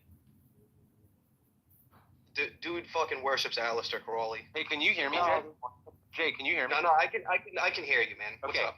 So you and I observe the same level of subjective morality? Is that what you're arguing for? No, I'm arguing for subjective morality because on the base, I'm trying to reach you on your level here, right? Yeah, I just said that. I'm actually poking a flaw. Okay, now make a point. Now make a point. The contradiction of your logic here is that if you think your feelings, your subjective morality, right? Your feelings, your mental states, and attitudes are all fucking valid, right? How about let's just as yours are, right? Exactly. So how can your Do you feelings believe yours emotions, are valid? How can yours be more right than mine? How could your shit we would be more talk valid about than mine? it. Yeah, we would talk about it. So you don't own any moral high ground, is that right? We're equal. We're on the same plateau. Yeah, so why the fuck do you care about proving that my Magic Sky Daddy is wrong now? What's so important about it? It's equally as valid. It's entertaining. At least you're honest about it. It's entertaining. That's why I tell you. That's why I do it. I'm here to spar people like you, dude. It's fun. Well, not first. I'll even bully people. Yeah, it's a fucking troll.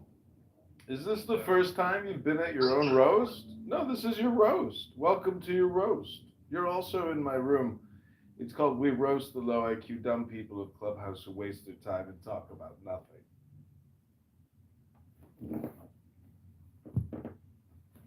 He's my audio director, Jay. That's wonderful. You don't think a lot of people base their worldviews on subjective opinions, attitudes, and all these things? Why do people constantly stereotype each other? That's not important. Everybody does. Didn't we admit that already? Yeah, I get that. You don't think that's an important thing? We ought not do that? Okay, so where's the exhaustive list of things we're supposed to not do and do? Well, for starters, you don't think it would make sense to say, like, instead of walking into a conversation with a stereotype and misrepresenting this person and making a troll or a meme out of the person in a stereotypical fashion because it's fun to do for entertainment, don't you think we should, I don't know, man, further and benefit the world and have a serious discussion? Yeah, that's the whole point I've been saying. I say we talk about it, right? No, that's not what you're doing.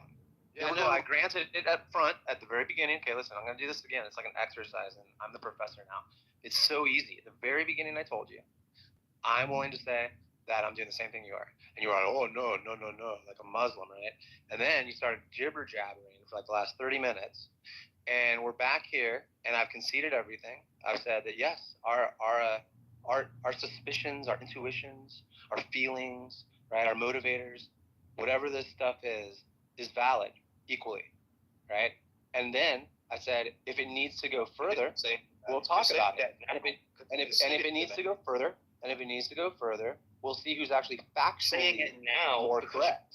You to me because you're wrong. Yeah, I've been saying this the whole time. I haven't changed any of the words either. I've just added You've been arguing with me the whole time, and you realized, oh shit, I'm fucking wrong, and I'm like, about what? Violating the first because you're violating. I've been agreeing with everything you said. What part do you think I disagree with?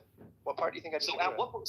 So if you recall, right, what didn't you say? What part do you think I disagree with? My subjective morality is better than your subjective morality. No, it's not better. You don't have to. Yeah, you did say that.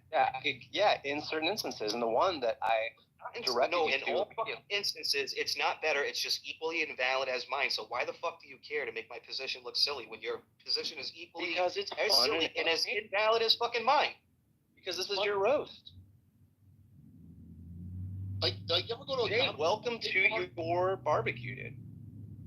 Dude, you got fucking roasted. You got cooked up. Tasty honey badger. Come on, man. You don't believe that, do you? Nah, he's a good thespian.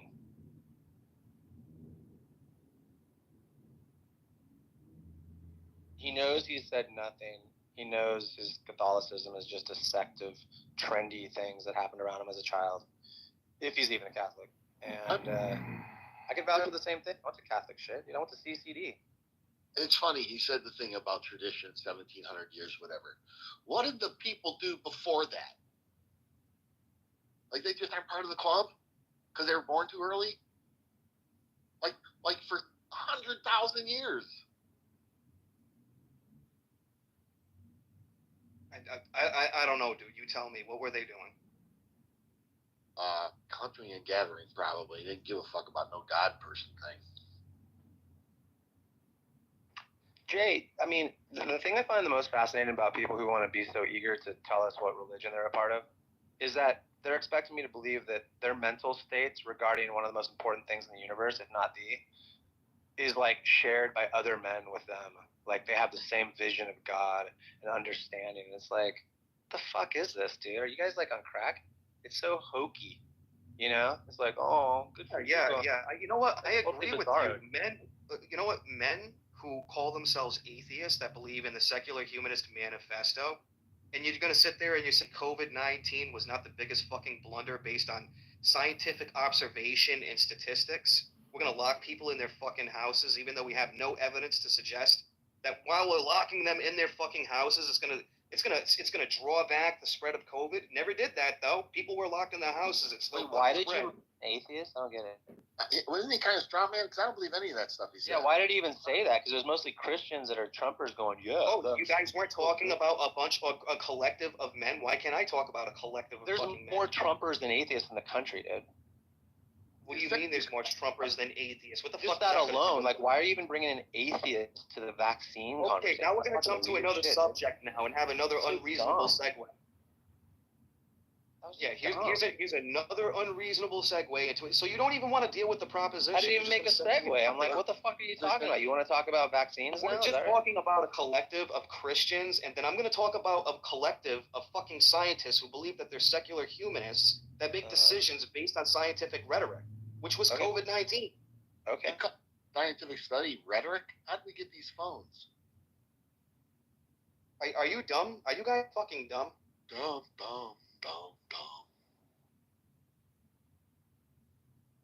Yes, Jay, I am dumb. You know that. So why'd you ask?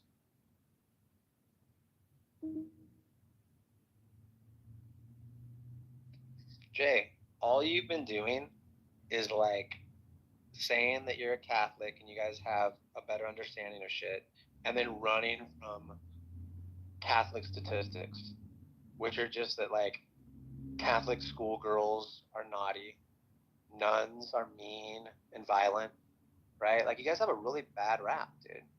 And that's just in social media, that's movies, great, and, Hunter. We're going yeah, to Hollywood, film. talk about the other benefits of Catholicism, like, I don't know, giving charities to scientific organizations. The 30,000 denominations in the United States don't do that because they think science opposes religion.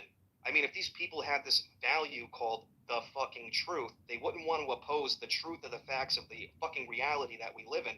But, the Catholic Church donates to dozens of scientific organizations. It's great. They Dude, donate the to Catholic fucking Church built a lot of missions, which were really nice for the native liberal people to learn fucking about the colleges truth. that idiots like you fucking go to, but we're not going to talk about that. I went to a technical Right. I would have gone to Pepperdine if I could, dude, or fucking Santa Cruz. Well, maybe not Santa Cruz, but maybe Pepperdine. Like, I would have gone to like some cool school on the beach, dude, that the missionaries got there. You know, why not? Didn't they go to Africa and give out condoms, telling people that condoms were bad, and they spread AIDS all over the place? Didn't they do that, Catholic Church? I think they did. They went telling them that stuff about condoms being a sin. Yeah, it's pretty weird. Their whole thing, they're all wrapped up in sex. It's all like voodoo magic shit, blood stuff, Mary, virgins. It's fucking weird. Oh yeah, they eat God. You guys eat God, Jay. It's fucking bizarre shit, man. Don't forget that part. Okay, let's try something new for it. It's very like it's like a pageant. I want you and your pageant. whole fucking audience. Hold on, let's do this, right? Let's examine this Like real goth. quick. It's like a goth Go pageant. Google, right? Go in Google and look up why do Catholics take the Holy Eucharist, and you're gonna find that it's not cannibalism. You're gonna find that this is like the presence of Christ with these people, right? Yeah. So I implore everybody in here. Dude, I implore you to research the depth of this beautiful story. Yeah. Oh, it's so beautiful, dude. Of course, you're not gonna do that, though. It's gorgeous. What A gorgeous tale. Well, so one of the things that I love about So here's the funny thing: the Spanish colonization. You hear about like the lie, right?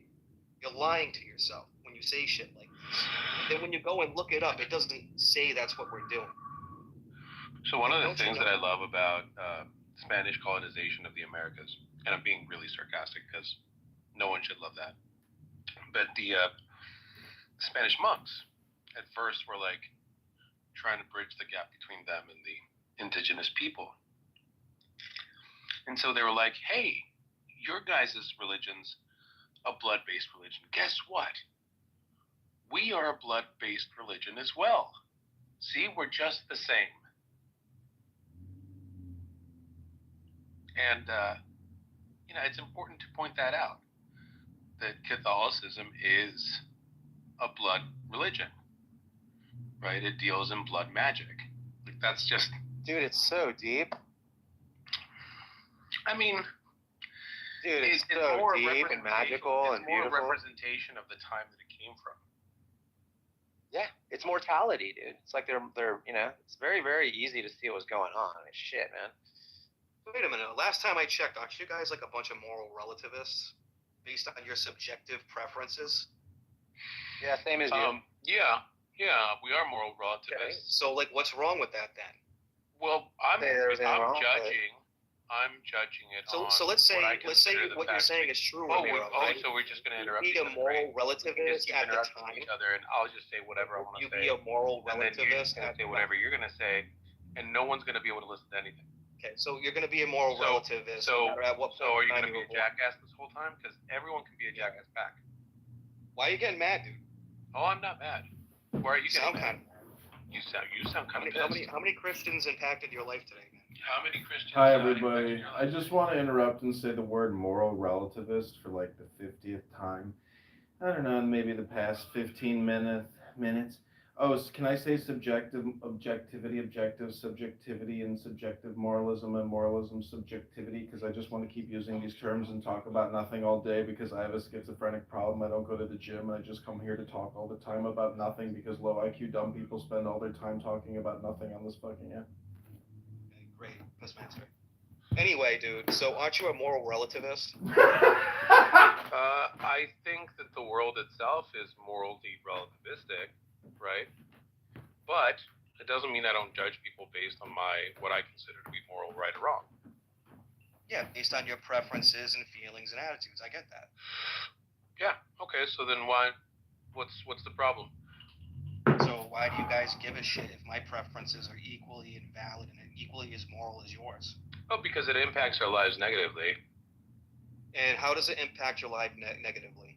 Oh, well, there are a lot of people in Congress that are religiously crazy, that are imposing their religious beliefs through law on other people.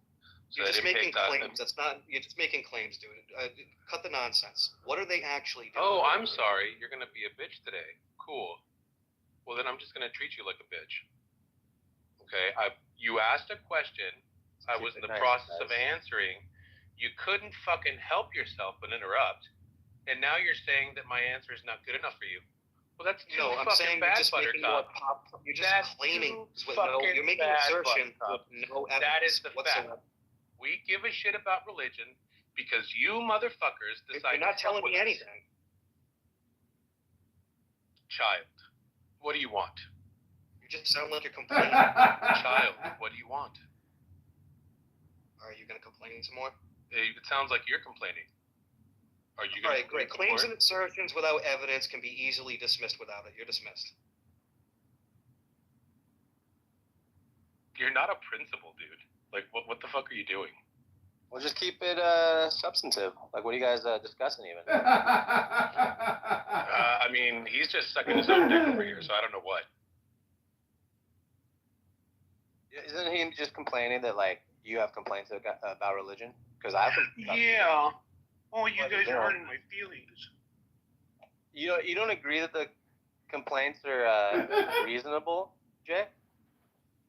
Well, if you're all moral relativists and you're also subjectivists, and you think that your preferences are valid, they should be equally as valid as anybody else's. So I don't know what your issues and complaints debates are all about. Well, that's why I said they are out of the gate, right? Because we're just human men and women. And then we go to this table of ideas, and then we hash it out. That's all that's ever going on and ever has, dude. So what are you talking about? Okay, that's great. We're moving on now? Right, so you agree. So no one's talking shit on moral subjectivism. Yeah, but the difference is that you guys think that you have more validity in your. Give me an example. Give me an example of something. Earlier in this conversation, when I asked you these questions, you said, based on your opinions and preferences, you're more valid and I'm silly. You're more right than me based on that, even though it's equal. Exactly correct. So is it equal or is it equally valid? I just said it. Or are you equally valid or are you more right? Okay. You said you were more right. Yeah. On certain subjects, mine are more valid than yours, and yours are inferior and factually incorrect. Correct. Okay, can I be a secular humanist and still be Christian and believe in science, and then what? Then what? It depends on what we're talking about. Give me an example of something. We'll analyze it together. Answer the question, dude. I just did. He just did. You know what science is, right? So you think? Yes, I know. Again, see again, dude, with your magic high level. So you think? You think dude, it just gets confusing for me because you're so high level and deep when you talk about these things. Okay, all right. I mean, he's like mostly just high strung. Okay. I don't get it. So here's an interesting. You're the kind of person that makes yourself angry. Don't you think dozens of people in the scientific community believe in a higher power? Don't you know that? It's over. What does it fucking matter? They write all your science books, and you think they're crazy? They're writing your fucking science. What are you even books. talking about? What are you talking about? Scientists Dude, don't bring their religion into their science. Obviously, it's but does that have? So you don't think there's any kind of influence whatsoever in their worldview on the basis of a higher power? No. Well, isn't that the claim here? I'm ridiculous because I believe in a magic sky daddy? No, you're ridiculous because you act like a fucking child. Oh, so you're going to talk about me. Okay, not the religion. Okay, I got you. If you want to have a different conversation about me, we can. Okay, can I ask you the same question about the religion? Or we can discuss religion like we were and stop doing all these. So let me ask you the same question that you didn't want to answer. Okay. Well, why am I talking to three fucking people at the same time? You're not. I'm just making it base again, dude. I'm going back to the Roman numeral. Jefferson, Romero, and then we got subscribe over here that has to chime in once in a while. Just relax. No, it doesn't matter. I'm always going back to the basics because remember, you're way quicker than me. You have a stronger grasp on the things that God thinks about and how he operates in his communication strategies way more than I do. That's why I come back to this basic premise that you were mentioning earlier, and correct me if I'm wrong, but it sounds like of the 33,000 denominations of the types of believers or Christians, let's just limit it to the United States, right? That you, as a Catholic, possess a stronger grasp of the clear communication that God is trying to transmute to you guys. Is that accurate? Yes, that is accurate. Okay, great. All right. So you want to talk about that? No, because I tried to do that before, and then I get it cut off every 5 seconds. Well, you brought it up. That's why I just brought it back, because you just brought it up. 1 billion fucking questions by 3 different people.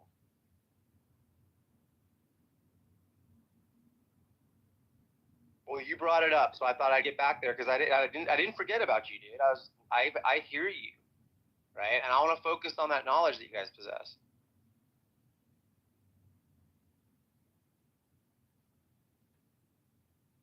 So what I did to show you my interest levels is first I said, well, can you give me a strong example of something that differentiates you from these other inferior denominations that you scorn so heavily and think that you have like some piece of evidence that you could provide for me that would differentiate you guys? You never gave me anything. You just said, oh, our history is really intact or something like that.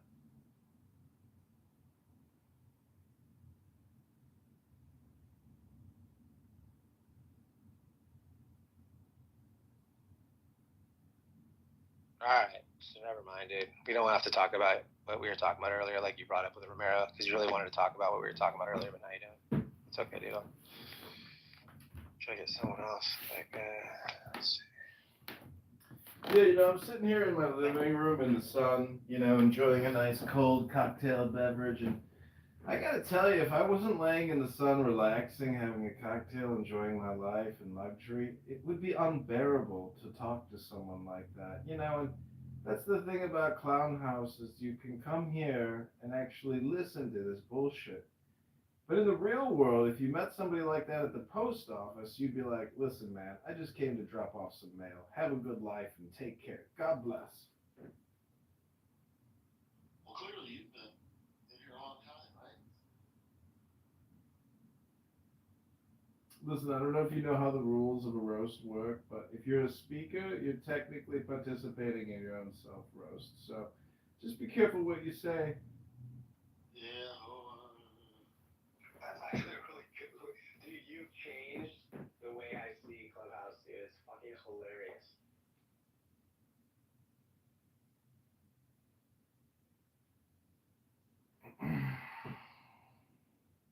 Because, dude, when you said if I wasn't just relaxing in the sun, but dude, that's exactly what I've been doing all morning. I've got my coffee, I've got bong, I'm just sitting here. The thing is, this could be therapeutic for people, where you could actually enlighten them, which means take away from their bullshit. That means individuals have to be counter-reacted essentially on the minimal, meaning you can't exert too much energy trying to counteract somebody's inner demons. I mean, they just want to talk about nothing, like moral subjectivity, and subjective moralism, and objective reality, subjective like, what do these terms really mean? What are you trying to say? What is your purpose here? Like, a couple years from now, when you look back on this conversation and you're like, what was I really even doing? What was I even talking about? Nothing. I'm retarded. And so maybe just saying, go to the gym, read a book, I don't know, live your best life, and come in here and thinking like you're going to solve the world by having a debate with a guy who puts together roasts.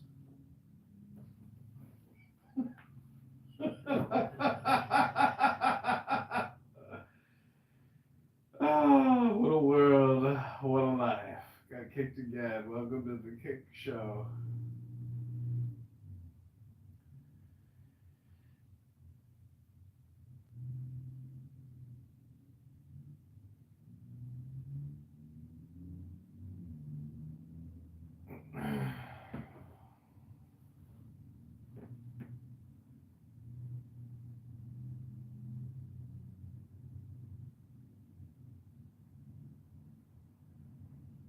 You were involved? Yeah, of course I'm confused right beginning. Can you imagine this? If you having a very vivid dream and you have no clue, but it's not like the normal dream. It's like a strong signal out of the normal noise. And if you are humble, you try to figure out what's going on, and then October 7th happened. And then you get interested, and then you get attracted to be involved in the online platform because people are running online platform. And then after a while, I encountered one Messianic Jews, and he was defending, trying to justify Israel to a lot of Muslims shouting at him. Every 30 seconds, they come and spit on him. Every 30 seconds, spit on him. That is pretty much November 2023 and December 2020. Yeah. Beauty.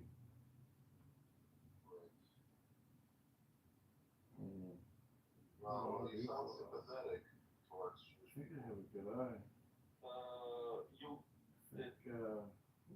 I'm a scientist. You can challenge me. You can bring an atheist. This guy read and he's a pro-Palestine. Pro-Palestine cannot stand me telling truth. They will interrupt immediately. Right?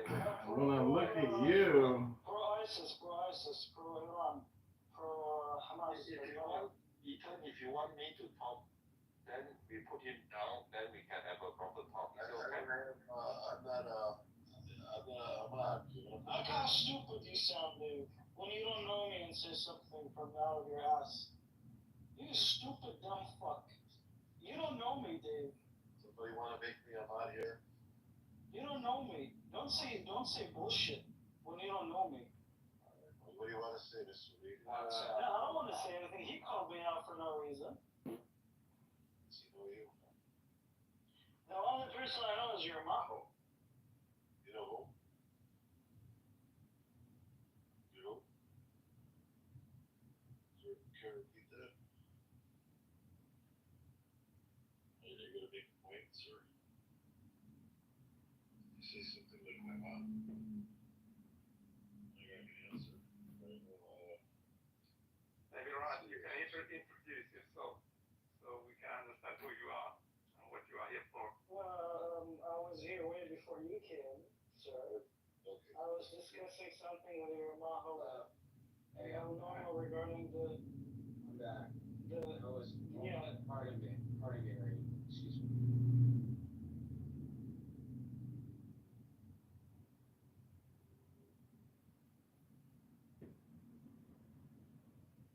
So anyway, Dave. Try to get you next month. Your sympathy is always welcome, but as you may have seen, our responses about being impeached are going to be less welcoming. You understand that, Dave? David? Can you hear me now? Can you guys hear me now? We can hear you, Yeah. Okay, I'm back. I missed the last minute or so, but I don't think there needs to be any kind of harsh feelings. Dave's a decent guy. I may not agree with everything he has. He may get a little bit too religious for me, a little bit on his topics. I lack a depth of knowledge in these areas, and it's not compatible with Dave's. I have different ideas, and anyway, but he's a good man. But right, okay. And Raid, Dave, is a good kid. He's respectful. We don't agree on a lot of things. But he's a decent person to talk to. You know, we may vehemently disagree on things, but he knows how to be polite. And anyway, so if there was some kind of beef there, I don't want to hear about it anymore in here because it just bugs me. I do want to talk, if I could just kind of reset our room, because I've been kind of busy. I started this room like maybe an hour or more ago. And hold on a second. Yeah, if Prince Cal came, should we let him speak? What? Yeah, Prince Cal came earlier and he wanted to speak. I don't care. If I'm not here, it's inherited space. If I'm not here, I'm not here. I don't give a shit. If I come back and I don't like the topic, I'll either change the topic or in the room. You know what I mean, E.T.? Oh, yeah. Anyway, what's up, subscribe? How's it going? Yo, I'm sitting in the sun. I just finished some orange juice and Miller High Life. I'm relaxing in a lawn chair in my dining room, watching the setting sun. And you know, a lot of people say two-state solution is over, but I say it never really began because technically God is one. Therefore, Israel is one state, not two. Well, okay. Listen, just so everybody knows, our friend here, he streams the room. I know a lot of us are uncomfortable with it, I'm one of them. I guess if you're into that kind of thing, you should, find him on here. So, with that being said, I just respectfully ask, first of all, I don't want to be recorded. I'll put the link in the chat. I'd like to know where it's being streamed. And that being said, if I chose to be in the room while that's happening, that would be one thing. But I don't want it in rooms that I'm hosting, to be fair about it. But if you're in a room... Well, it's there in the chat. If you want to kick me, kick me. He has a chat. Well, I don't want to... I really don't want to feel like I'm kicking you out. Nobody can... No. honest, you know what it is, Edmund? Edmund, I'd rather you come hang out with us and not stream. That's really what I'd rather, because I like your contributions. But the point is, I don't want to hang out with people that don't. I don't want to hang out with people that don't want to be streamed. I guess with that, I just have to say goodbye for now. And I hope I see you in another room, and if it's in a different dynamic, and I'm not hosting it, choosing to then that's fair. We can hang out. But when I'm hosting the room, I'd rather not. What do you think? Because, like I said, I really like hanging out with you, and sometimes I like listening. I'll be honest with you. I mean, it's your time. Like I don't care if you kick me or not. I'll just go to another room and listen to another room. I mean, the live stream is in the chat. You can see where I go, but you don't care. Nobody cares. So do whatever you gotta do.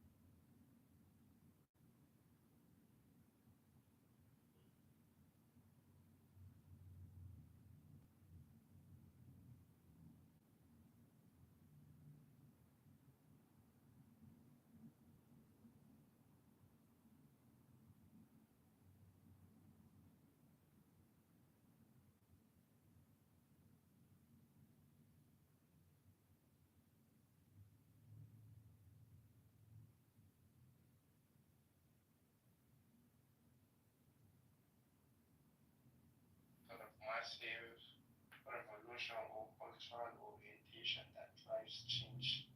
But for now, it's not good. Yeah, I know.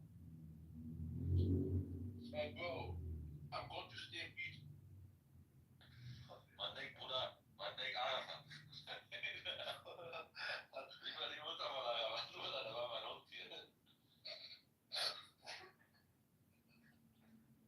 Hey, Lola, papi. Ja, maar dan horen we weer ook. Hey, Daddy, bitte ein Vorräten. Die reden meine Aufnehmer. Die reden gleich einfach. Daddy meint, hey, warte mal, hey. Komm mit rein, aber jemand Besseres als Kevin. Nein, ich glaube, das geht nicht. Du kannst kein Besseres. Nein, du machst mal Wallah. Man macht doch. Ich will ganz schön wirklich ficken, aber. Mach doch. Komm, was du sagen, Scheiße. Du kannst kein Besseres wie Kevin finden. Und dann stelle ich das Griff an. So, wenn die einen Mutter findet, dann Do what you gotta do. Assalamu alaikum. Wenn ihr einen brutaler findet, dann auf jeden Fall Arti, weil der Typ eine Kopie von mir. كيف حالك حبيبي؟ Are you ready for Benjamin Netanyahu to come to Gaza to take the land from the people? Ready for what? Some young Jewish guy is going to take the land and build Trump a hotel. Allahu Akbar! Allahu Akbar! Allahu Akbar! American countries. We have U.S. corporations that are taking advantage of these South American countries, taking advantage of property owners and shit. Like, there's so much more fucked up shit going on that people don't even acknowledge, and it's never going to be in the news. Because they don't want you to know. They want the fucking working class. They want us making babies that we can't afford. They want us being dependent on a system and not being independent at all. I mean, people talk about homesteading, and to even get the concept of having a homestead is going to cost you hundreds of thousands of dollars. Like, you can't just go out there and broke bitch live somewhere. Like, it just doesn't work like. Yeah.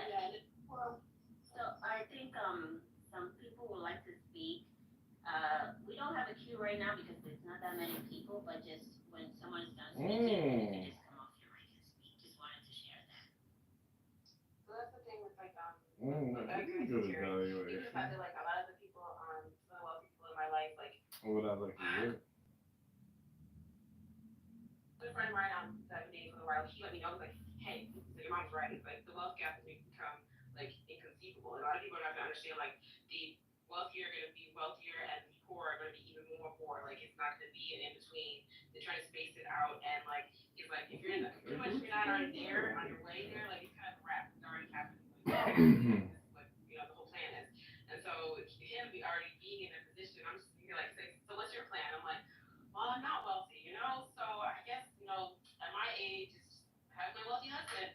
They start laughing or whatever.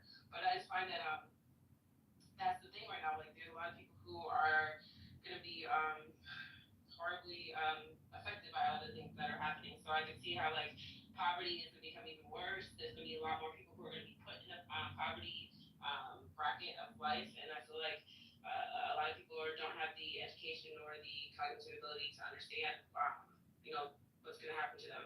But I feel like people who are still working towards it and still like there, I feel like a lot of people just, you know, might be able to help others. We'll see how that goes.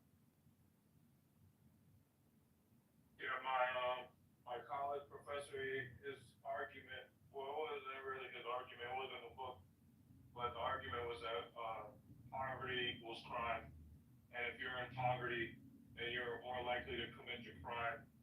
And he was happy, ecstatic that him as a police officer, he would target these poor communities and go after them. You know, knowing the reason why they commit these crimes, but they don't care. It's literally systematic, like, it's in your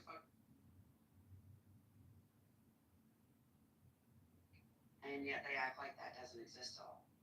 And really, a lot of people didn't care until white people started being affected by it because the entire creation of it was to oppress people of color. And then once white people finally started being victims of this system and realizing, like, oh, you mean if I get busted with a fucking weed brownie, I lose my constitutional rights? Oh, that's just unacceptable. And then there started being a movement. But they still, none of those people that I saw, at least in the political spectrum, even supported the BLM movement, which is literally the same thing. It's like, our life is not worth this stupid ass shit that y'all equate it to. Okay, guys, please, no person in this room, and I think Delta has been trying to come off the mic to speak. I also want to go back to what we were saying. What is terrible parenting? Delta, go ahead. All right, so yeah, thank you so much, Jay. So I've been listening, trying to figure out the trajectory, you know, and I think I would like to take off from where you had stopped. Yeah, what is terrible parenting? So I think for us to consider something terrible, it has to be a good one, right? So I see good parenting as parents. So parents providing love to their children, care, providing guidance. Personally, I don't think an infinite regress is intuitive, but I don't think it's impossible. And we haven't figured out time, like the ontology of time. It's not like there's a consensus on how to understand time. So if we don't have a consensus on how to understand time, we can't say about whether there's a beginning or what a beginning looks like, or whether an infinite regress is impossible, or how you could get to a finite point like now, even if there was an infinite chain of cause and event from the past. You don't get to make this kind of claims if we have. Yeah, the point is, even if it doesn't matter what theory of time you subscribe to, and there are like different debates on whether you disagree, like where you disagree, whether you take like substantivalism, some sort of relational view on time, A, B theory. As the point is, as long as you're affirming temporal passage, you can ask this question, you can just like give me present, you can ask a question about whether like the past is infinite or not in this sense of causally. It doesn't seem like there is any argument, good argument against infinite regress of causation. I want to ask because Habibi apparently claimed that to be committed to there being causal relations entails that there's like a first cause. How does it not? No, but that's your claim, correct? I'm asking you, how does it not? Like, if you believe in cause and effect, Wait. is there a way? Is there a structure for a cause and effect theory without a first cause? If there is, please explain. Wait, but do you understand what I asked you? Go ahead. I'm asking. Yeah, well, you didn't answer. I'm asking you a question of whether this is your claim or not. I'm understanding your claim to be if one is committed to there being causal relations, then there's a first event or something like that. Is that right? No. And what's the argument for that?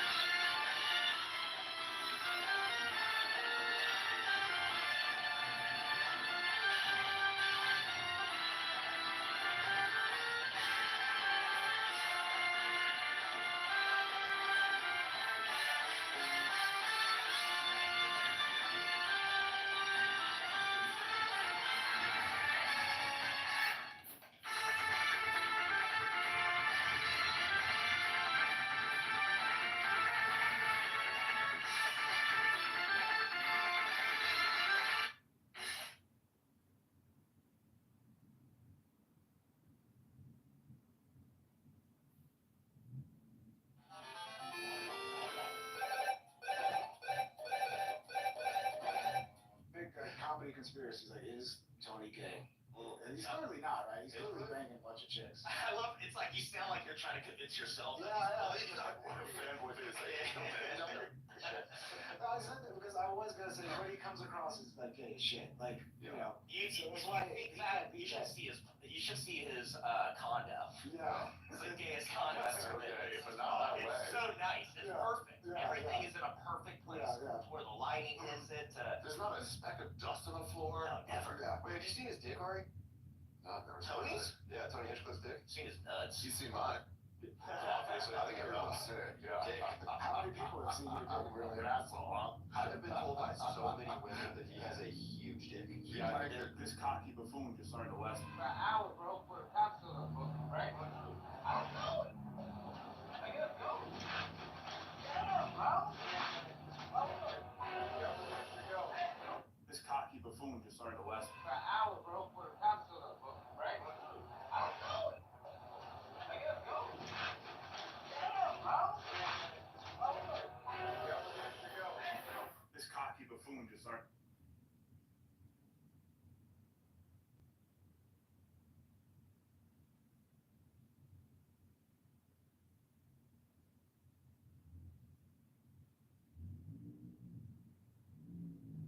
The Tao that can be told is not the.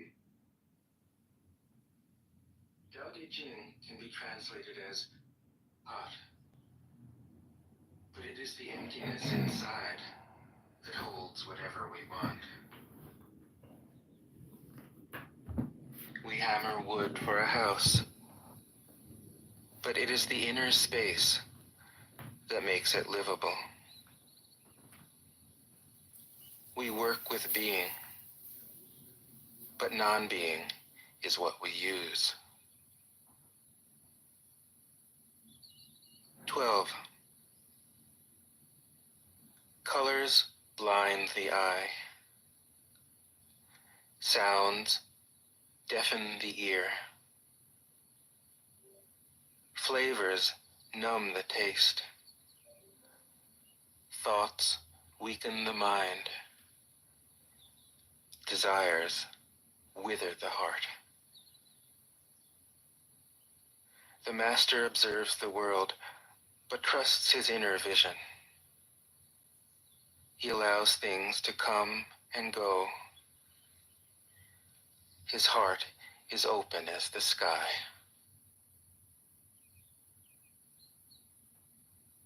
"13. Success is as dangerous as failure. Hope is as hollow as fear. What does it mean that success is as dangerous as failure? Whether you go up the ladder or down it, your position is shaky. When you stand with your 2 feet on the ground, you will always keep your balance. What does it mean that hope is as hollow as fear? Hope and fear are both phantoms that arise from thinking of the self. When we don't see the self as self, what do we have to fear? See the world as yourself. Have faith in the way things are.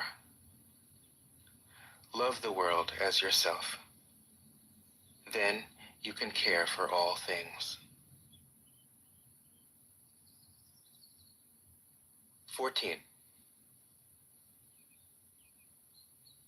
Look, and it can't be seen. Listen, and it can't be heard. Reach, and it can't be grasped.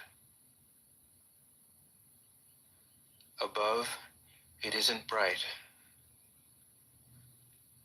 Below, it isn't dark. Seamless, unnameable, it returns to the realm of nothing. Form that includes all forms. image without an image, subtle, beyond all conception.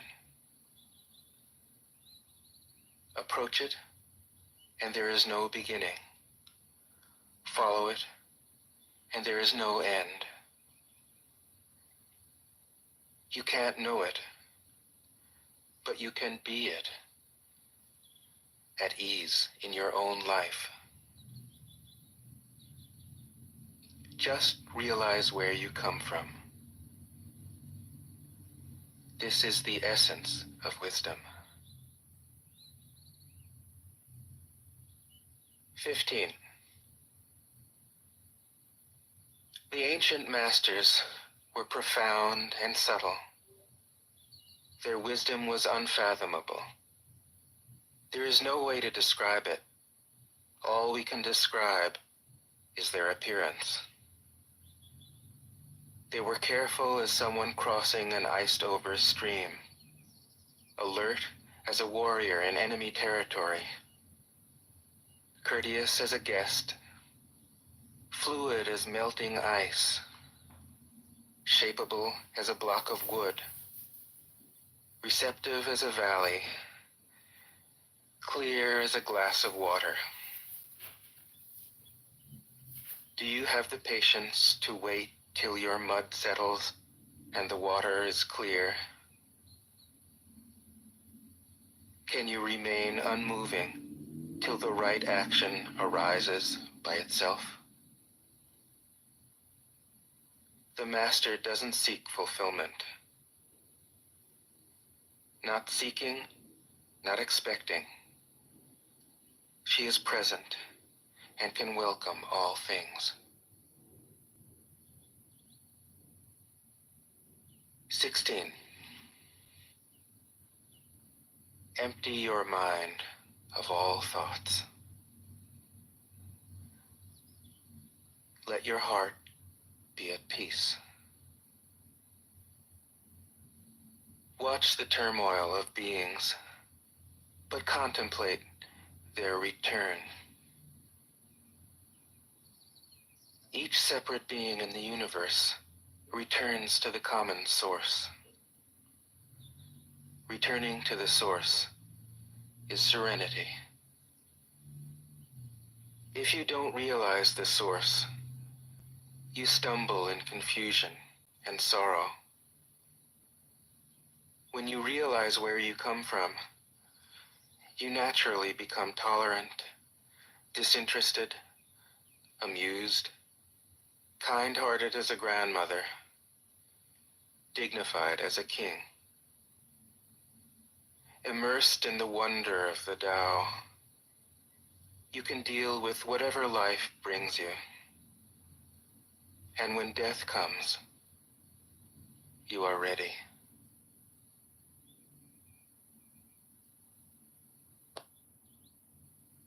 "17.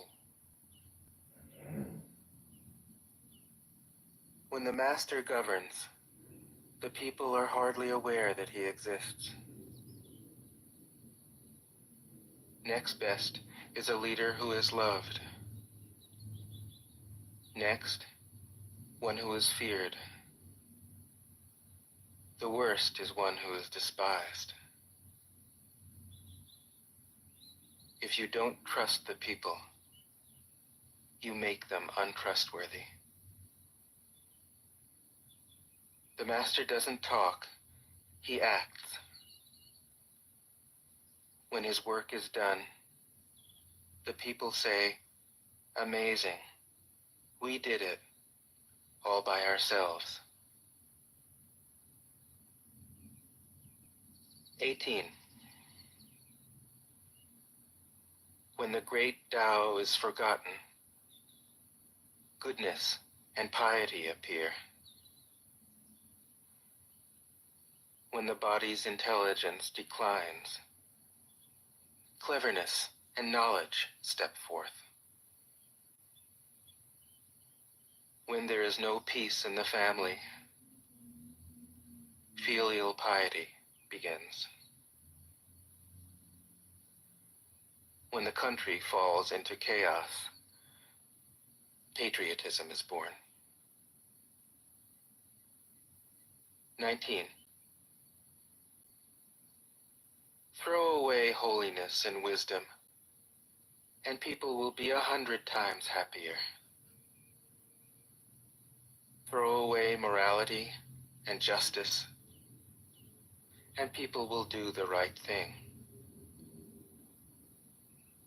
Throw away industry and profit, and there won't be any thieves. If these three aren't enough, just stay at the center of the circle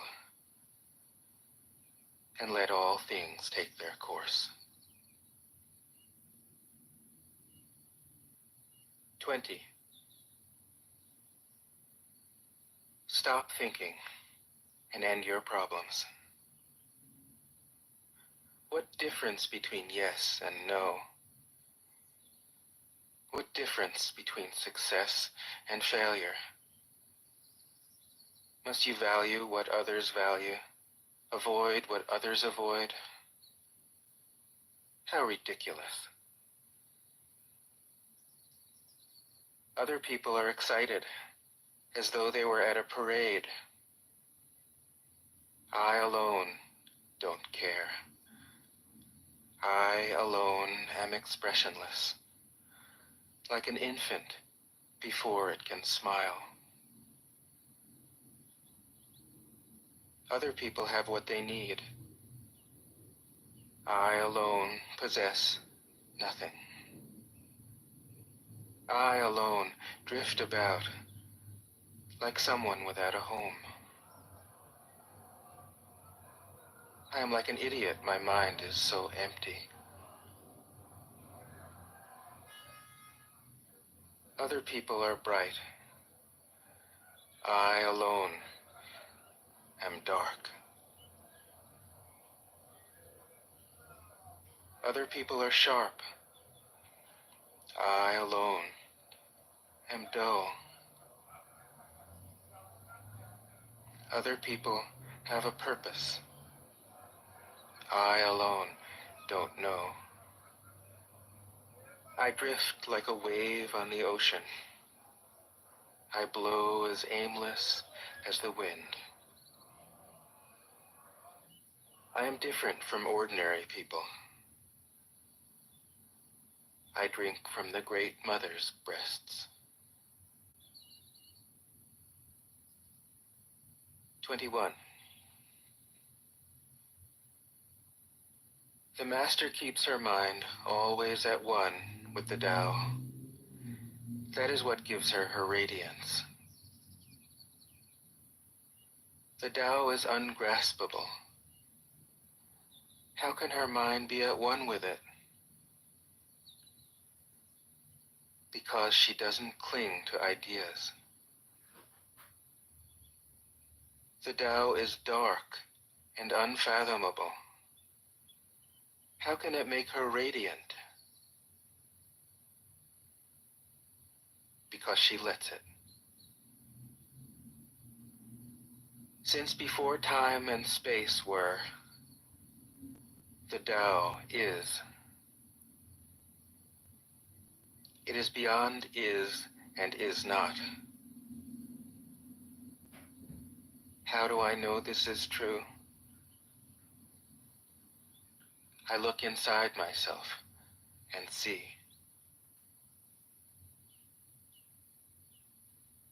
"22. If you want to become whole, let yourself be partial.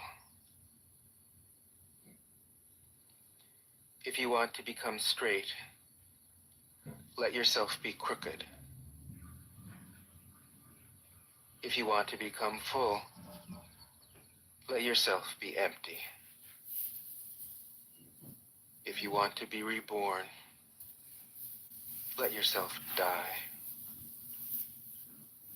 If you want to be given everything, give everything up." The Master, by residing in the Tao, sets an example for all beings. Because he doesn't display himself, people can see his light. Because he has nothing to prove, people can trust his words. Because he doesn't know who he is, people recognize themselves in him. Because he has no goal in mind, everything he does succeeds. When the ancient masters said, "If you want to be given everything, give everything up," they weren't using empty phrases. Only in being lived by the Tao can you be truly yourself.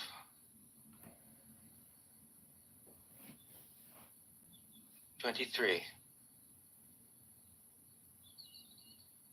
Express yourself completely, then keep quiet. Be like the forces of nature. When it blows, there is only wind. When it rains, there is only rain. When the clouds pass, the sun shines through. If you open yourself to the Tao, you are at one with the Tao, and you can embody it completely. If you open yourself to insight, you are at one with insight, and you can use it completely. If you open yourself to loss, you are at one with loss, and you can accept it completely. Open yourself to the Tao, then trust your natural responses, and everything will fall into place. 24. He who stands on tiptoe doesn't stand firm.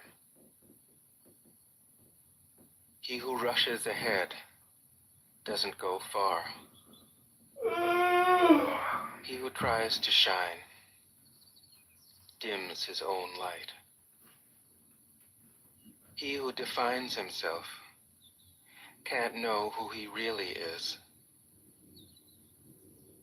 He who has power over others can't empower himself. He who clings to his work will create nothing that endures. If you want to accord with the Tao, just do your job, then let go. 25. There was something formless and perfect before the universe was born.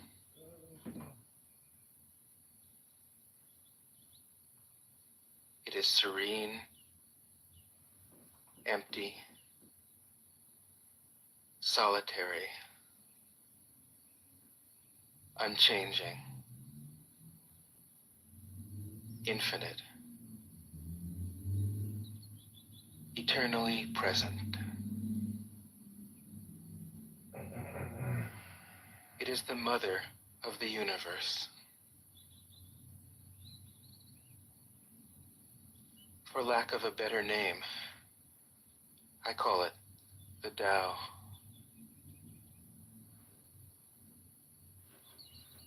It flows through all things, inside and outside, and returns to the origin of all things. The Tao is great. The universe is great.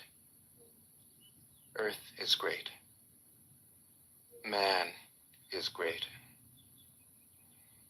These are the four great powers. Man follows the earth. Earth follows the universe. The universe follows the Tao. The Tao follows only itself. 26. The heavy is the root of the light. The unmoved is the source of all movement. Thus the master travels all day without leaving home. However splendid the views, she stays serenely in herself.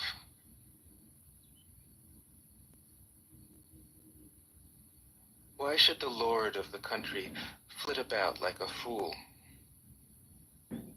If you let yourself be blown to and fro, you lose touch with your root. If you let restlessness move you, you lose touch with who you are.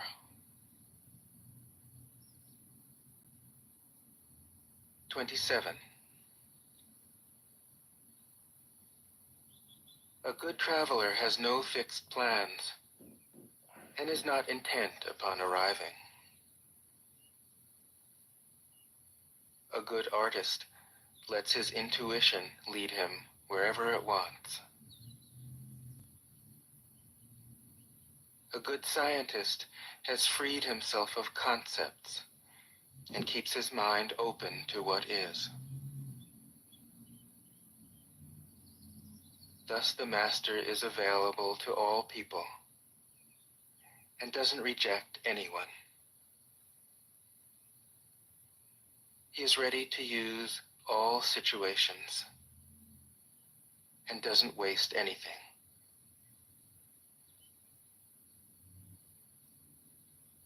This is called embodying the light. What is a good man but a bad man's teacher? What is a bad man but a good man's job? If you don't understand this, you will get lost, however intelligent you are. It is the great secret.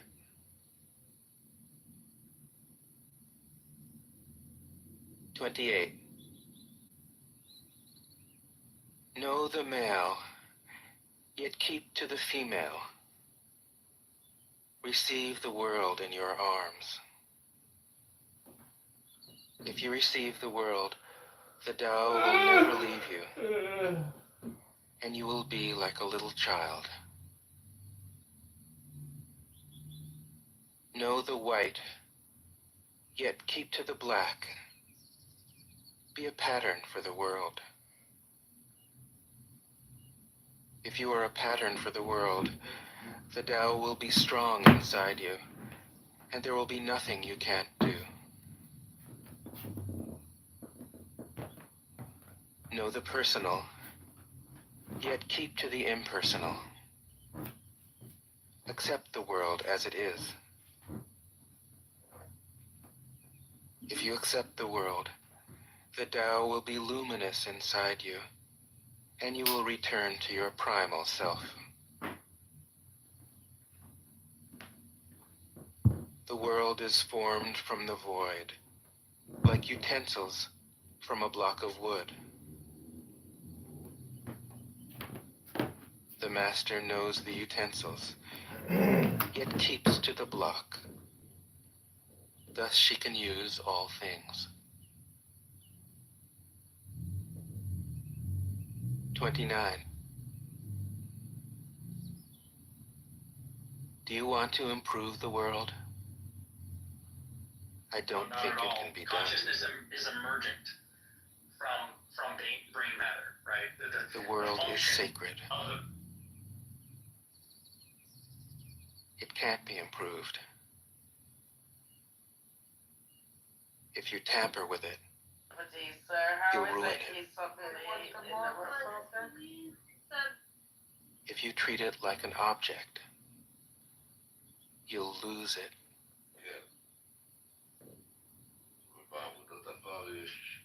There is a time for being ahead, a time for being behind, a time for being in motion, a time for being at rest, a time for being vigorous, a time for being exhausted, a time for being safe, a time for being in danger. The Master sees things as they are, without trying to control them. She lets them go their own way. I'm looking at the chat. Did And you kick out resides at the Jazzy for center pissing on a of the clown circle. house? 30. Whoever relies on the Tao in governing men doesn't try to force issues or defeat enemies by force of arms. For every force, there is a counterforce. Violence, even well-intentioned, always rebounds upon oneself. You're like a Nazi. You got no empathy. The Master does his job and then stops. He understands that the universe is forever out of control. He would kill you And that if he could trying to take your dominate money events legally. goes against the current of the Tao. Because he believes in himself, he doesn't try to convince others. Because he is content with himself, he doesn't need others' approval. Because he accepts himself, the whole world accepts him. What about going this step further? And he just 31. gets very upset at that point. He feels like he Weapons are the tools of violence. He's like, All decent men detest them. Weapons are the tools of fear. A decent man will avoid them, except in the direst necessity. And if compelled, will use them only with the utmost restraint. Peace is his highest value. If the peace has been shattered, how can he be content? His enemies are not demons, but human beings like himself. He doesn't wish them personal harm, nor does he rejoice in victory. How could he rejoice in victory and delight in the slaughter of men? He enters a battle gravely, with sorrow, and with great compassion, as if he were attending a funeral. 32. The Tao can't be perceived. Smaller than an electron, it contains uncountable galaxies. If powerful men and women could remain centered in the Tao, all things would be in harmony. The world would become a paradise. All people would be at peace, and the law would be written in their hearts. When you have names and forms, know that they are provisional. When you have institutions, know where their functions should end. Knowing when to stop, you can avoid any danger. This is when some of All things end in the Tao, as rivers flow into the sea. With the DACA, with the 33. the military aid of Iran. Knowing others is intelligence. And they did it out of nowhere. Knowing yourself is true wisdom. Next to, I think it was a Yom Kippur. So you're saying Iran Mastering others is strength. They aided it. They're the only Mastering ones that yourself Hamas, so, is true power. indirectly, yes. Indirectly. If you realize that you have enough, Because you are truly rich. How does Saudi Arabia feel about Israel today? Yeah, I was going to answer you. If you stay in the center So the and thing with embrace Iran, death with your whole heart, it's like you will endure forever. It's like I want to be your friend, but you're not allowing us to be friends. So 34. On the conference, he came more than one time. He said that we want peace. The great Tao flows everywhere. We're not going to fight over that. I'm stupid. All things are born from it. That body of water, because that's what Yet it doesn't create them.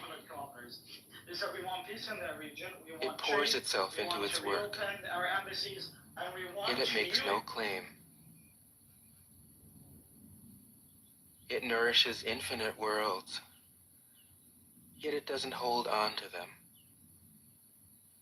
Since it is merged with all things and hidden in their hearts, it can be called humble. Since all things vanish into it, and it alone endures, it can be called great.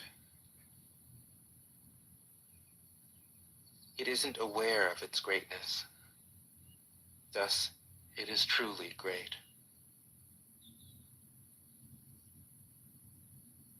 35. She who is centered in the Tao can go where she wishes without danger. She perceives the universal harmony, even amid great pain, because she has found peace in her heart.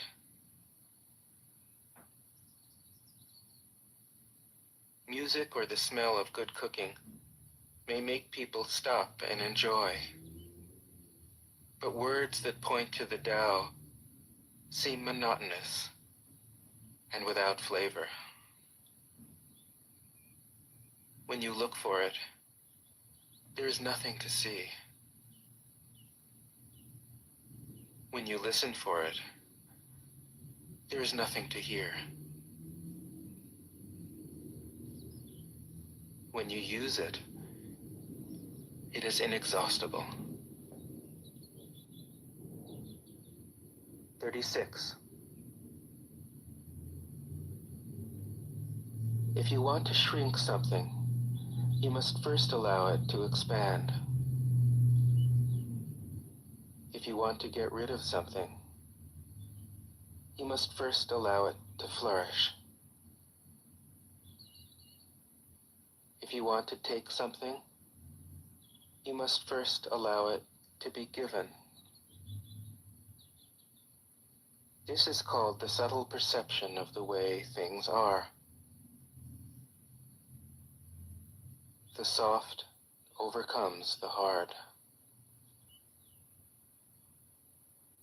The slow overcomes the fast.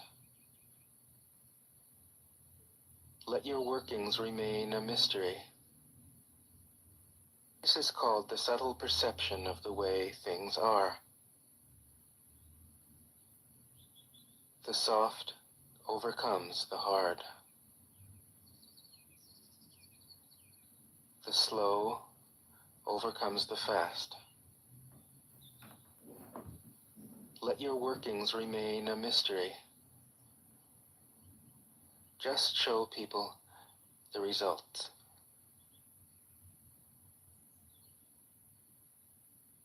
37. The Tao never does anything, yet through it all things are done. If powerful men and women could center themselves in it, the whole world would be transformed by itself in its natural rhythms. people would be content with their simple, everyday lives, in harmony and free of desire. When there is no desire, all things are at peace. 38. The master doesn't try to be powerful. Thus, he is truly powerful. The ordinary man keeps reaching for power. Thus, he never has enough. The master does nothing, yet he leaves nothing undone. The ordinary man is always doing things, yet many more are left to be done. The kind man does something, yet something remains undone. The just man does something, and leaves many things to be done. The moral man does something, and when no one responds, he rolls up his sleeves and uses force. When the Tao is lost, there is goodness. When goodness is lost, there is morality. When morality is lost, there is ritual. Ritual is the husk of true faith, the beginning of chaos. Therefore, the master concerns himself with the depths and not the surface, with the fruit and not the flower. He has no will of his own. He dwells in reality and lets all illusions go.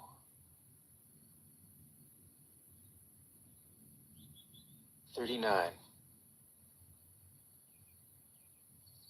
In harmony with the Tao, the sky is clear and spacious.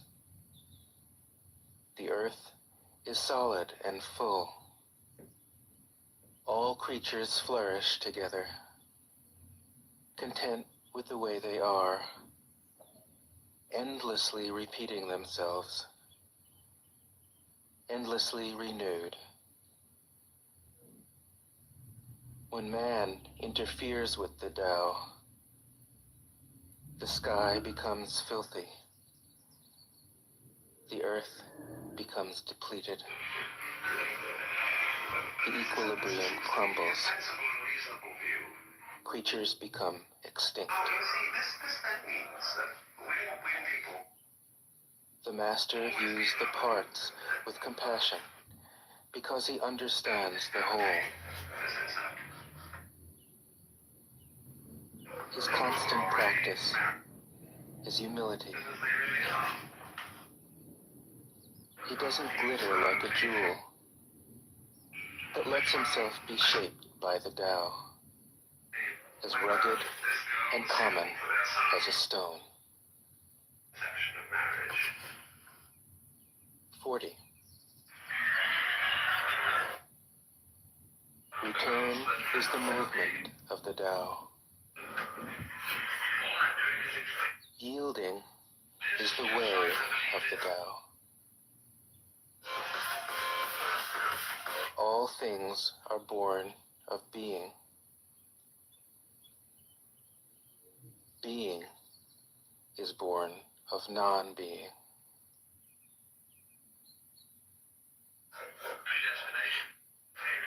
"41. When a superior man hears of the Tao, he immediately begins to embody it. When an average man hears of the Tao, he half believes it, half doubts it. When a foolish man hears of the Tao, he laughs out loud. If he didn't laugh, it wouldn't be the Tao. Thus it is said, the path into the light seems dark. The path forward seems to go back. The direct path seems long.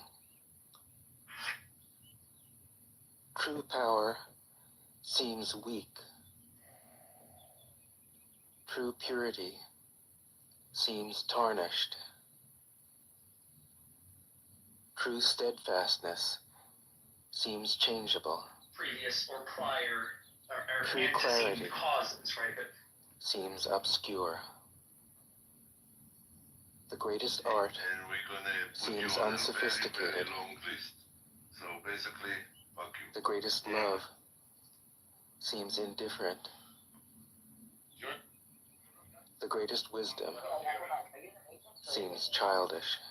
Sure. The Tao is nowhere to be found, At the top of the room, I see two guys have a red ticket. yet it nourishes and completes all things. Subscribe. 42. The Tao gives birth to one. One gives birth to two. Two gives birth to three. Three gives birth to all things. causes on your account, right? All things have their backs to the female and stand facing the male. When male and female combine, Right. So what I'm saying is that on all things achieve harmony. your view ends up. Ordinary men hate solitude, but the master makes use of it, embracing his aloneness, realizing he is one with the whole universe. 43. The gentlest thing in the world overcomes the hardest thing in the world. That which has no substance enters where there is no space. This shows the value of non-action. Teaching without words, performing without actions. That is the master's way. He right here. Sitting on the couch. What up, son? 44. Fame or integrity? Which is more important? Money or happiness? Which is more valuable? Success or failure? Which is more destructive? If you look to others for fulfillment, you will never truly be fulfilled. If your happiness depends on money, you will never be happy with yourself. Be content with what you have. Rejoice in the way things are. When you realize there is nothing lacking, the whole world belongs to you. 45. True perfection seems imperfect, yet it is perfectly itself. True fullness seems empty, yet it is fully present. True straightness seems crooked. True wisdom seems foolish. Making money ain't easy. True art seems artless. This is in the 1990s. The master allows things to happen. She shapes events as they come. She steps out of the way He was an asshole. and Like, lets our the grandpa Tao was a speak jerk, for but itself. We got filtered from him because our parents took most of the heat. 46. He left so much money for that one song. When a country He- is in it's harmony made more with the money than Tao, any song in the history of the world. the factories That we make have- trucks we and have never tractors. had to work. We've never had to go to When a country goes counter to the Tao, Christmas. It has made so much money. warheads are It's made stockpiled so much outside the money going cities. back to the year it was written by Irving Berlin. In There is no 1936 greater or illusion than 37, fear, or during the war, whenever it was no written. greater wrong It has than made more preparing money to than defend any yourself, other song. no greater you have to misfortune have it in BMI. than having an enemy. I did know. I told you I used to hang out with. Whoever can see through all fear I did know a lady that will got always be about safe. $500,000 a year for writing the words to one of the Christmas songs. I 47. can't say who it was, but she Without wrote opening the your lyrics door, to one. you She can wrote open the your song. heart She to was the like, world. She didn't perform the song, but she got about half of it. She's passed. Without looking out your window, you can see the essence of the Tao. The more you know, the less you understand. The master arrives without leaving, sees the light without looking, achieves without doing a thing.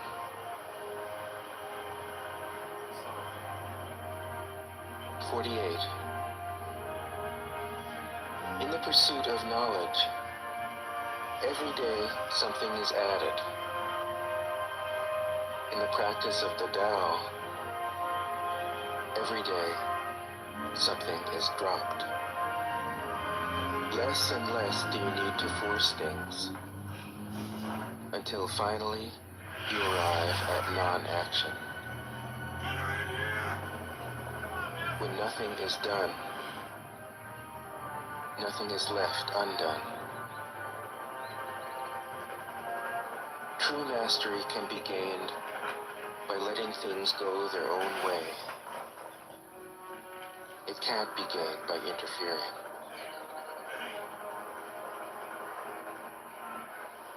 49. The master has no mind of her own. She works with the mind of the people. She is good to people who are good. She's also good to people who aren't good. This is true goodness. She trusts people who are trustworthy. She also trusts people who aren't trustworthy. This is true trust. The master's mind is like space. People don't understand her. They look to her and wait. She treats them like her own children.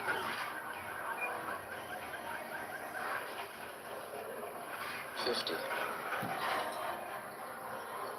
The master gives himself up to whatever the moment brings. He knows that he is going to die, and he has nothing left to hold on to. No illusions in his mind. No resistances in his body. He doesn't think about his actions. They flow from the core of his being. He holds nothing back from life. Therefore, he is ready for death, as a man is ready for sleep after a good day's work. 51. Every being in the universe is an expression of the Tao. It springs into existence, unconscious, perfect, free, takes on a physical body, lets circumstances complete it. That is why every being spontaneously honors the Tao. The Tao gives birth to all beings, nourishes them, maintains them, cares for them, comforts them, protects them, takes them back to itself, creating without possessing, acting without expecting, guiding without interfering. That is why love of the Tao is in the very nature of things.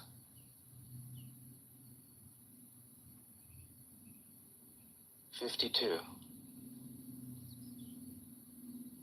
In the beginning was the Tao. All things issue from it. All things return to it. To find the origin, trace back the manifestations. When you recognize the children and find the mother, you will be free of sorrow. If you close your mind in judgments and traffic with desires, your heart will be troubled. If you keep your mind from judging and aren't led by the senses, your heart will find peace. Seeing into darkness is clarity. Knowing how to yield is strength. Use your own light and return to the source of light. This is called practicing eternity. 53. The great way is easy, yet people prefer the side paths. Be aware when things are out of balance. Stay centered within the Tao.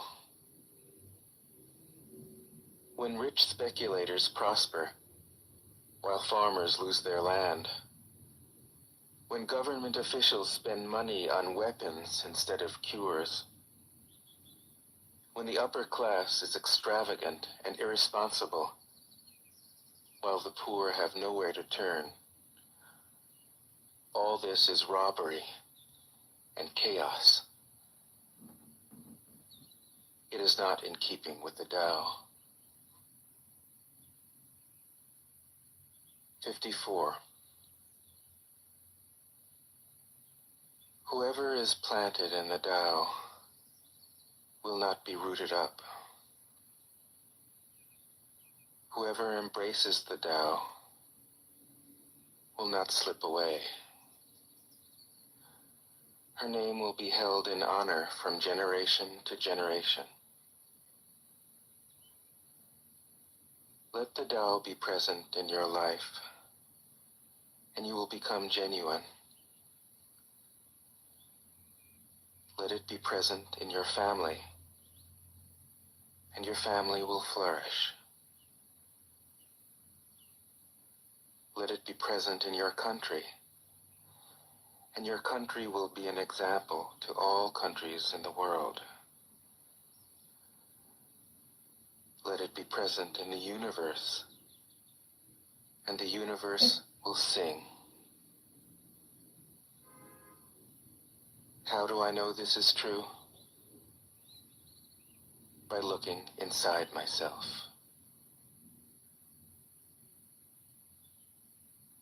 55.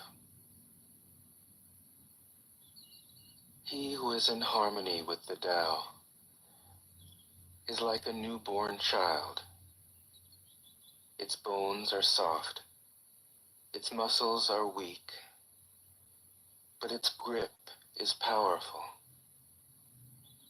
It doesn't know about the union of male and female. yet its penis can stand erect. So intense is its vital power. It can scream its head off all day, yet it never becomes hoarse. So complete is its harmony. The Master's power is like this. He lets all things come and go effortlessly, without desire. He never expects results. Thus he is never disappointed. He is never disappointed. Thus his spirit never grows old.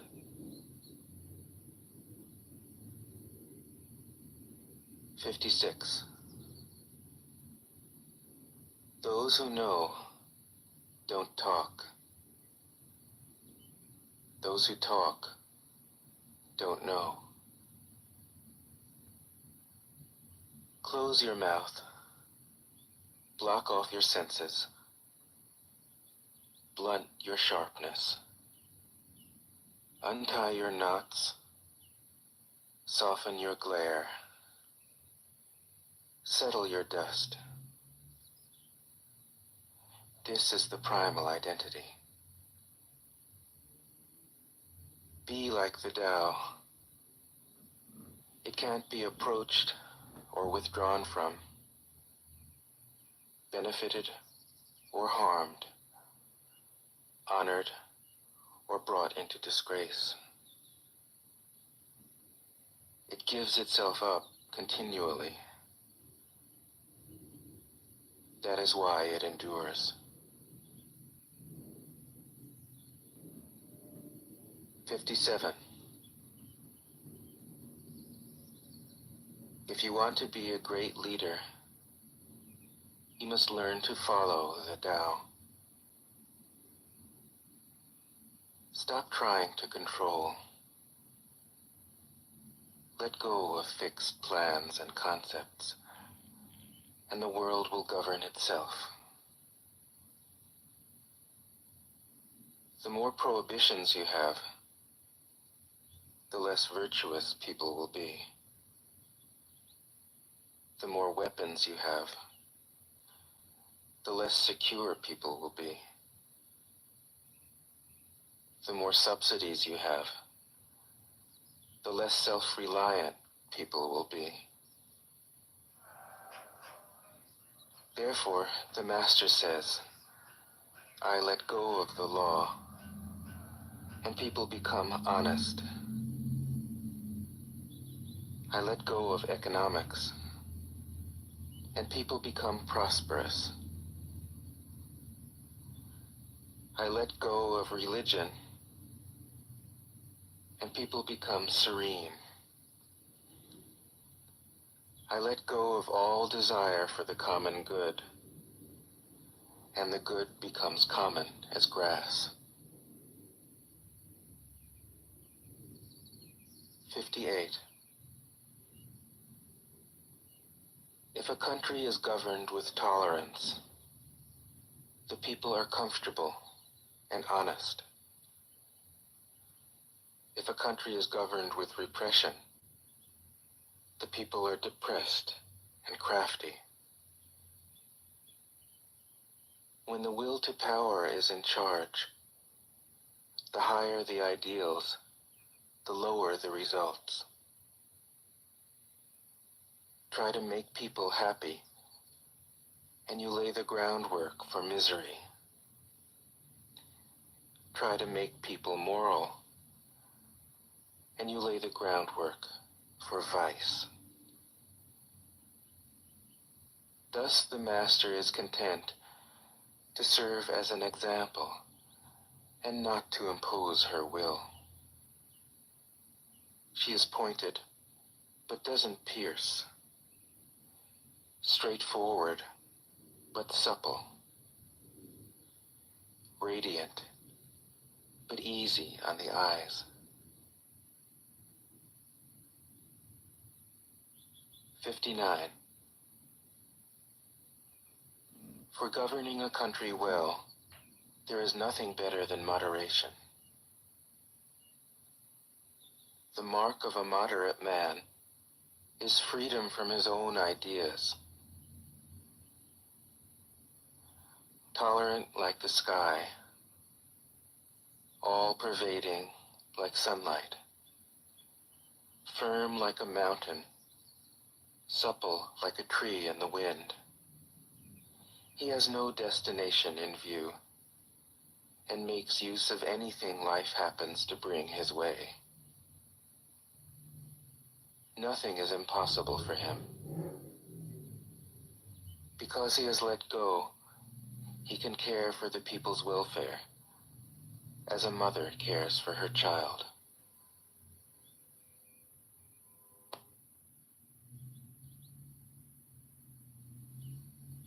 '60.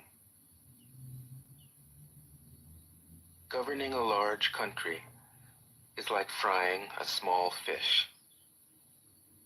You spoil it with too much poking. Center your country in the Tao, and evil will have no power. Not that it isn't there, but you'll be able to step out of its way.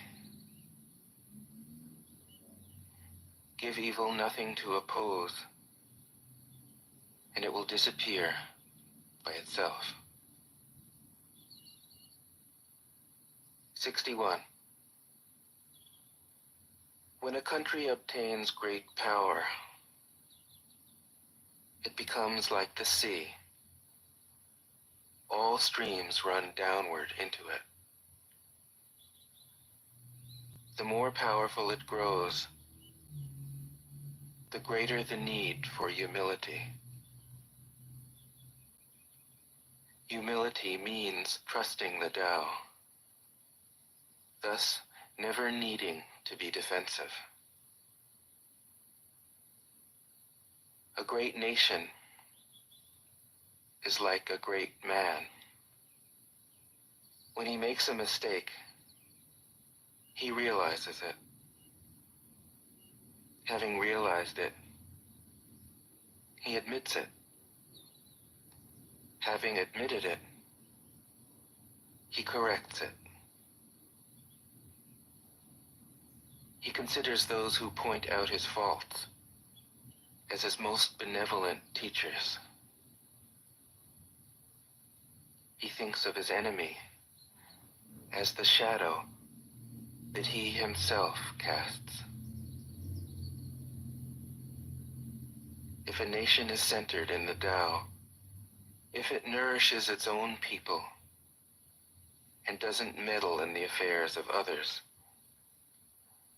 it will be a light to all nations in the world. 62.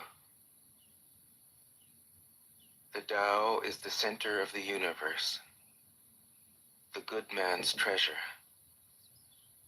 the bad man's refuge. Honors can be bought with fine words. Respect can be won with good deeds. But the Tao is beyond all value, and no one can achieve it.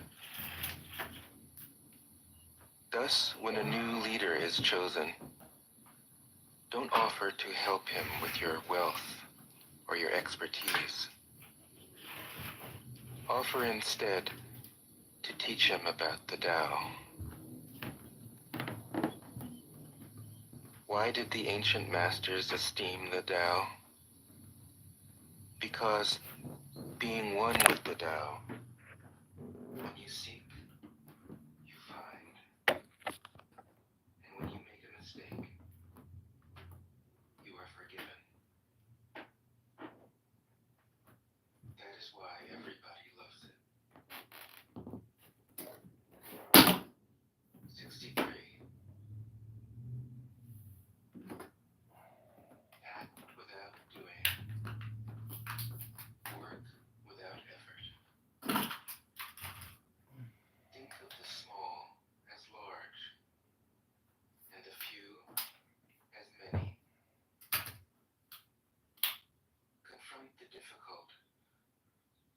still easy. Accomplish the great task by a series of small acts. The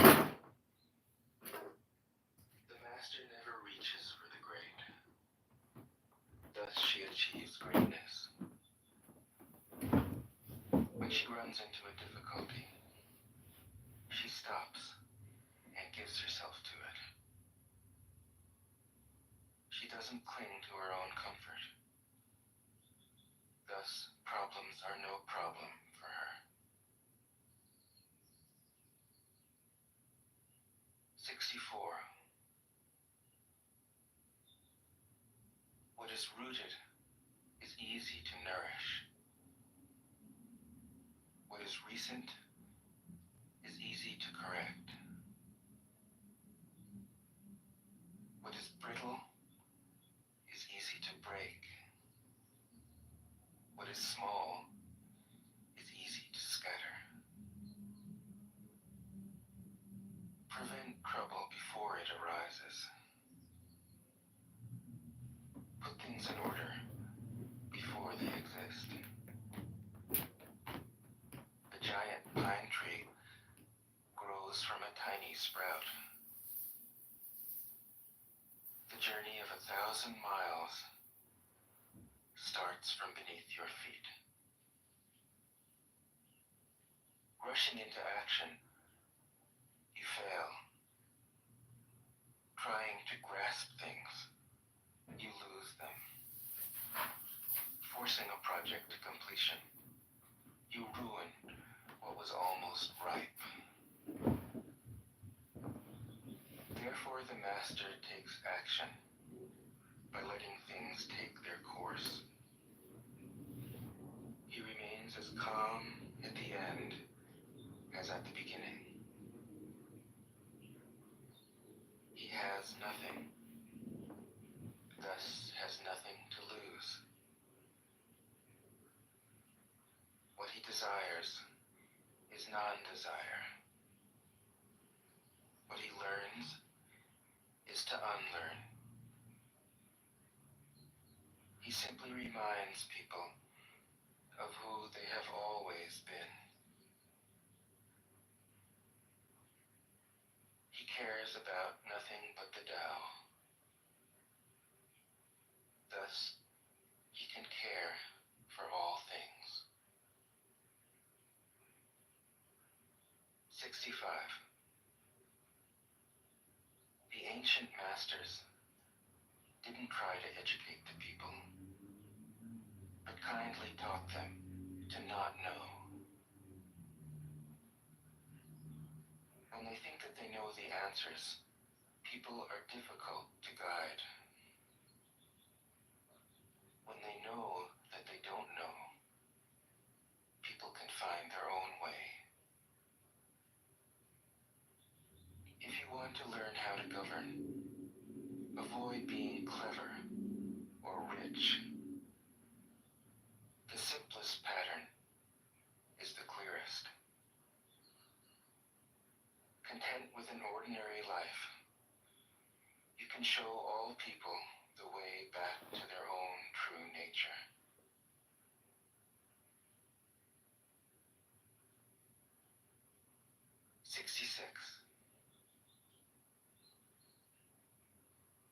All streams flow to the sea because it is lower than they are. Humility gives it its power. If you want to govern the people, you must place yourself below them. If you want to lead the people, you must learn how to follow them.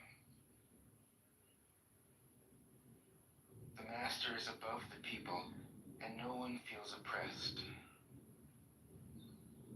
She goes ahead of the people, and no one feels manipulated. The whole world is grateful to her, because she competes with no one. No one can compete with her. 67. say that my teaching is nonsense. Others call it lofty, but impractical. But to those who have looked inside themselves, this nonsense makes perfect sense. And to those who put it into practice, this loftiness has roots that go deep. I have just 3 things to teach: simplicity, patience, compassion. These 3 are your greatest treasures. Simple in actions and in thoughts, you return to the source of being. Patient with both friends and enemies, you accord with the way things are. Compassionate toward yourself, you reconcile all beings in the world. 68. The best athlete wants his opponent at his best. The best general enters the mind of his enemy. The best businessman serves the communal good. The best leader follows the will of the people. All of them embody the virtue of non-competition. Not that they don't love to compete, but they do it in the spirit of play. In this, they are like children, and in harmony with the Tao. 69. The generals have a saying: rather than make the first move, it is better to wait and see. Rather than advance an inch, it is better to retreat a yard. This is called going forward without advancing, pushing back without using weapons. There is no greater misfortune than underestimating your enemy. Underestimating your enemy means thinking that he is evil. Thus, you destroy your 3 treasures and become an enemy yourself. When 2 great forces oppose each other, the victory will go to the one that knows how to yield. 70. My teachings are easy to understand and easy to put into practice. Yet your intellect will never grasp them, and if you try to practice them, you'll fail. My teachings are older than the world. How can you grasp their meaning? If you want to know me, look inside your heart. 71. Not knowing is true knowledge. Presuming to know is a disease. First realize that you are sick. Then you can move toward health. The master is her own physician. She has healed herself of all knowing. Thus, she is truly whole. 72. When they lose their sense of awe, people turn to religion. When they no longer trust themselves, they begin to depend upon authority. Therefore, the master steps back so that people won't be confused. He teaches without a teaching, so that people will have nothing to learn. 73. The Tao is always at ease. It overcomes without competing, answers without speaking a word, arrives without being summoned, accomplishes without a plan. Its net covers the whole universe, and though its meshes are wide, it doesn't let a thing slip through. 74. If you realize that all things change, there is nothing you will try to hold on to.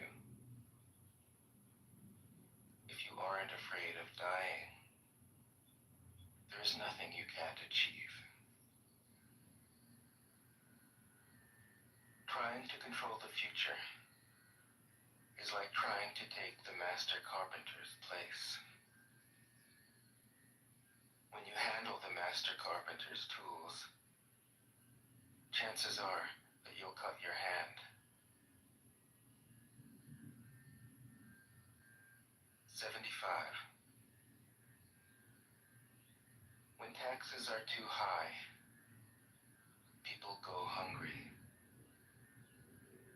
When the government is too intrusive, people lose their spirit. Act for the people's benefit. Trust them.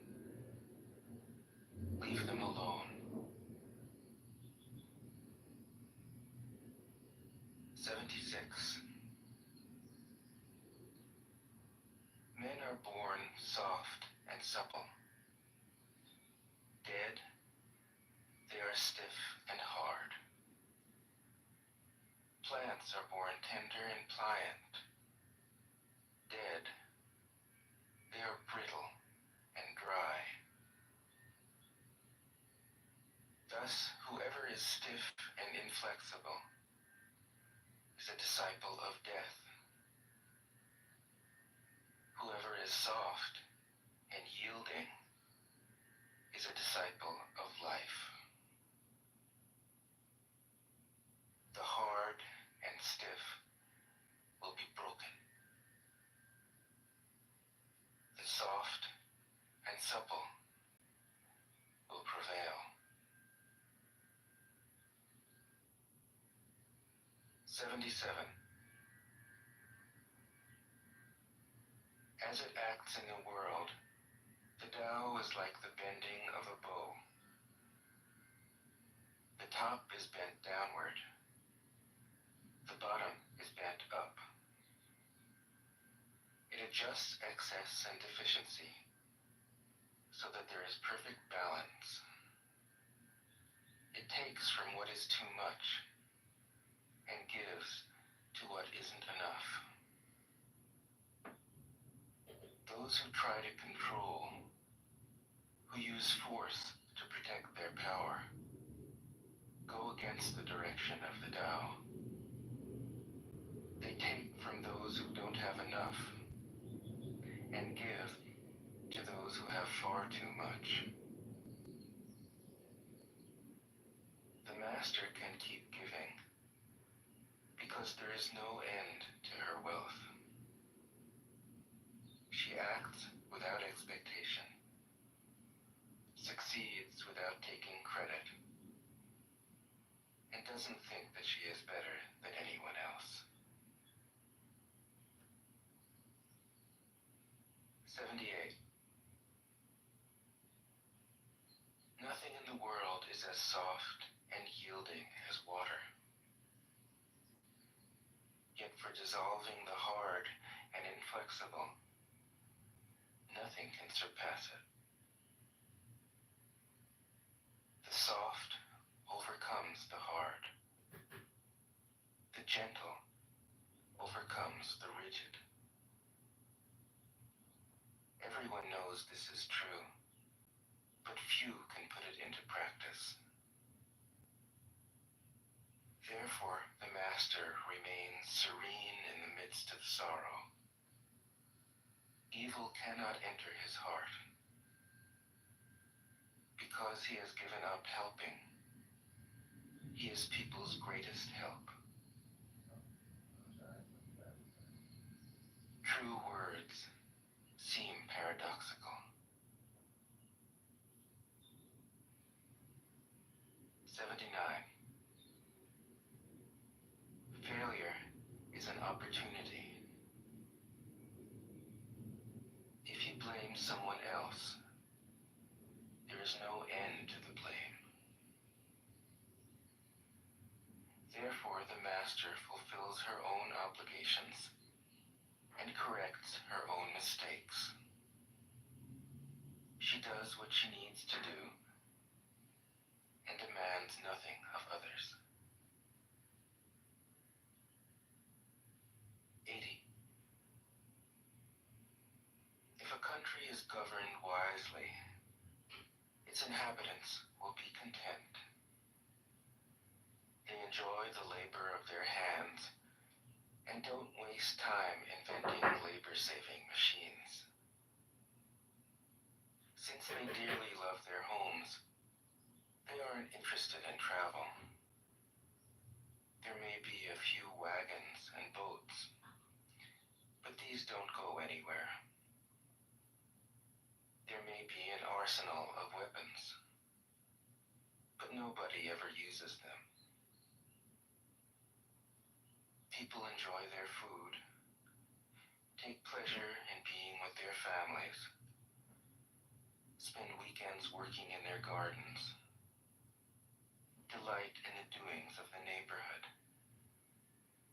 And even though the next country is so close that people can hear its roosters crowing and its dogs barking, they are content to die of old age without ever having gone to see it. 81. True words aren't eloquent. Eloquent words aren't true. Wise men don't need to prove their point. Men who need to prove their point aren't wise. The master has no possessions. The more he does for others, the happier he is. The more he gives to others, the wealthier he is.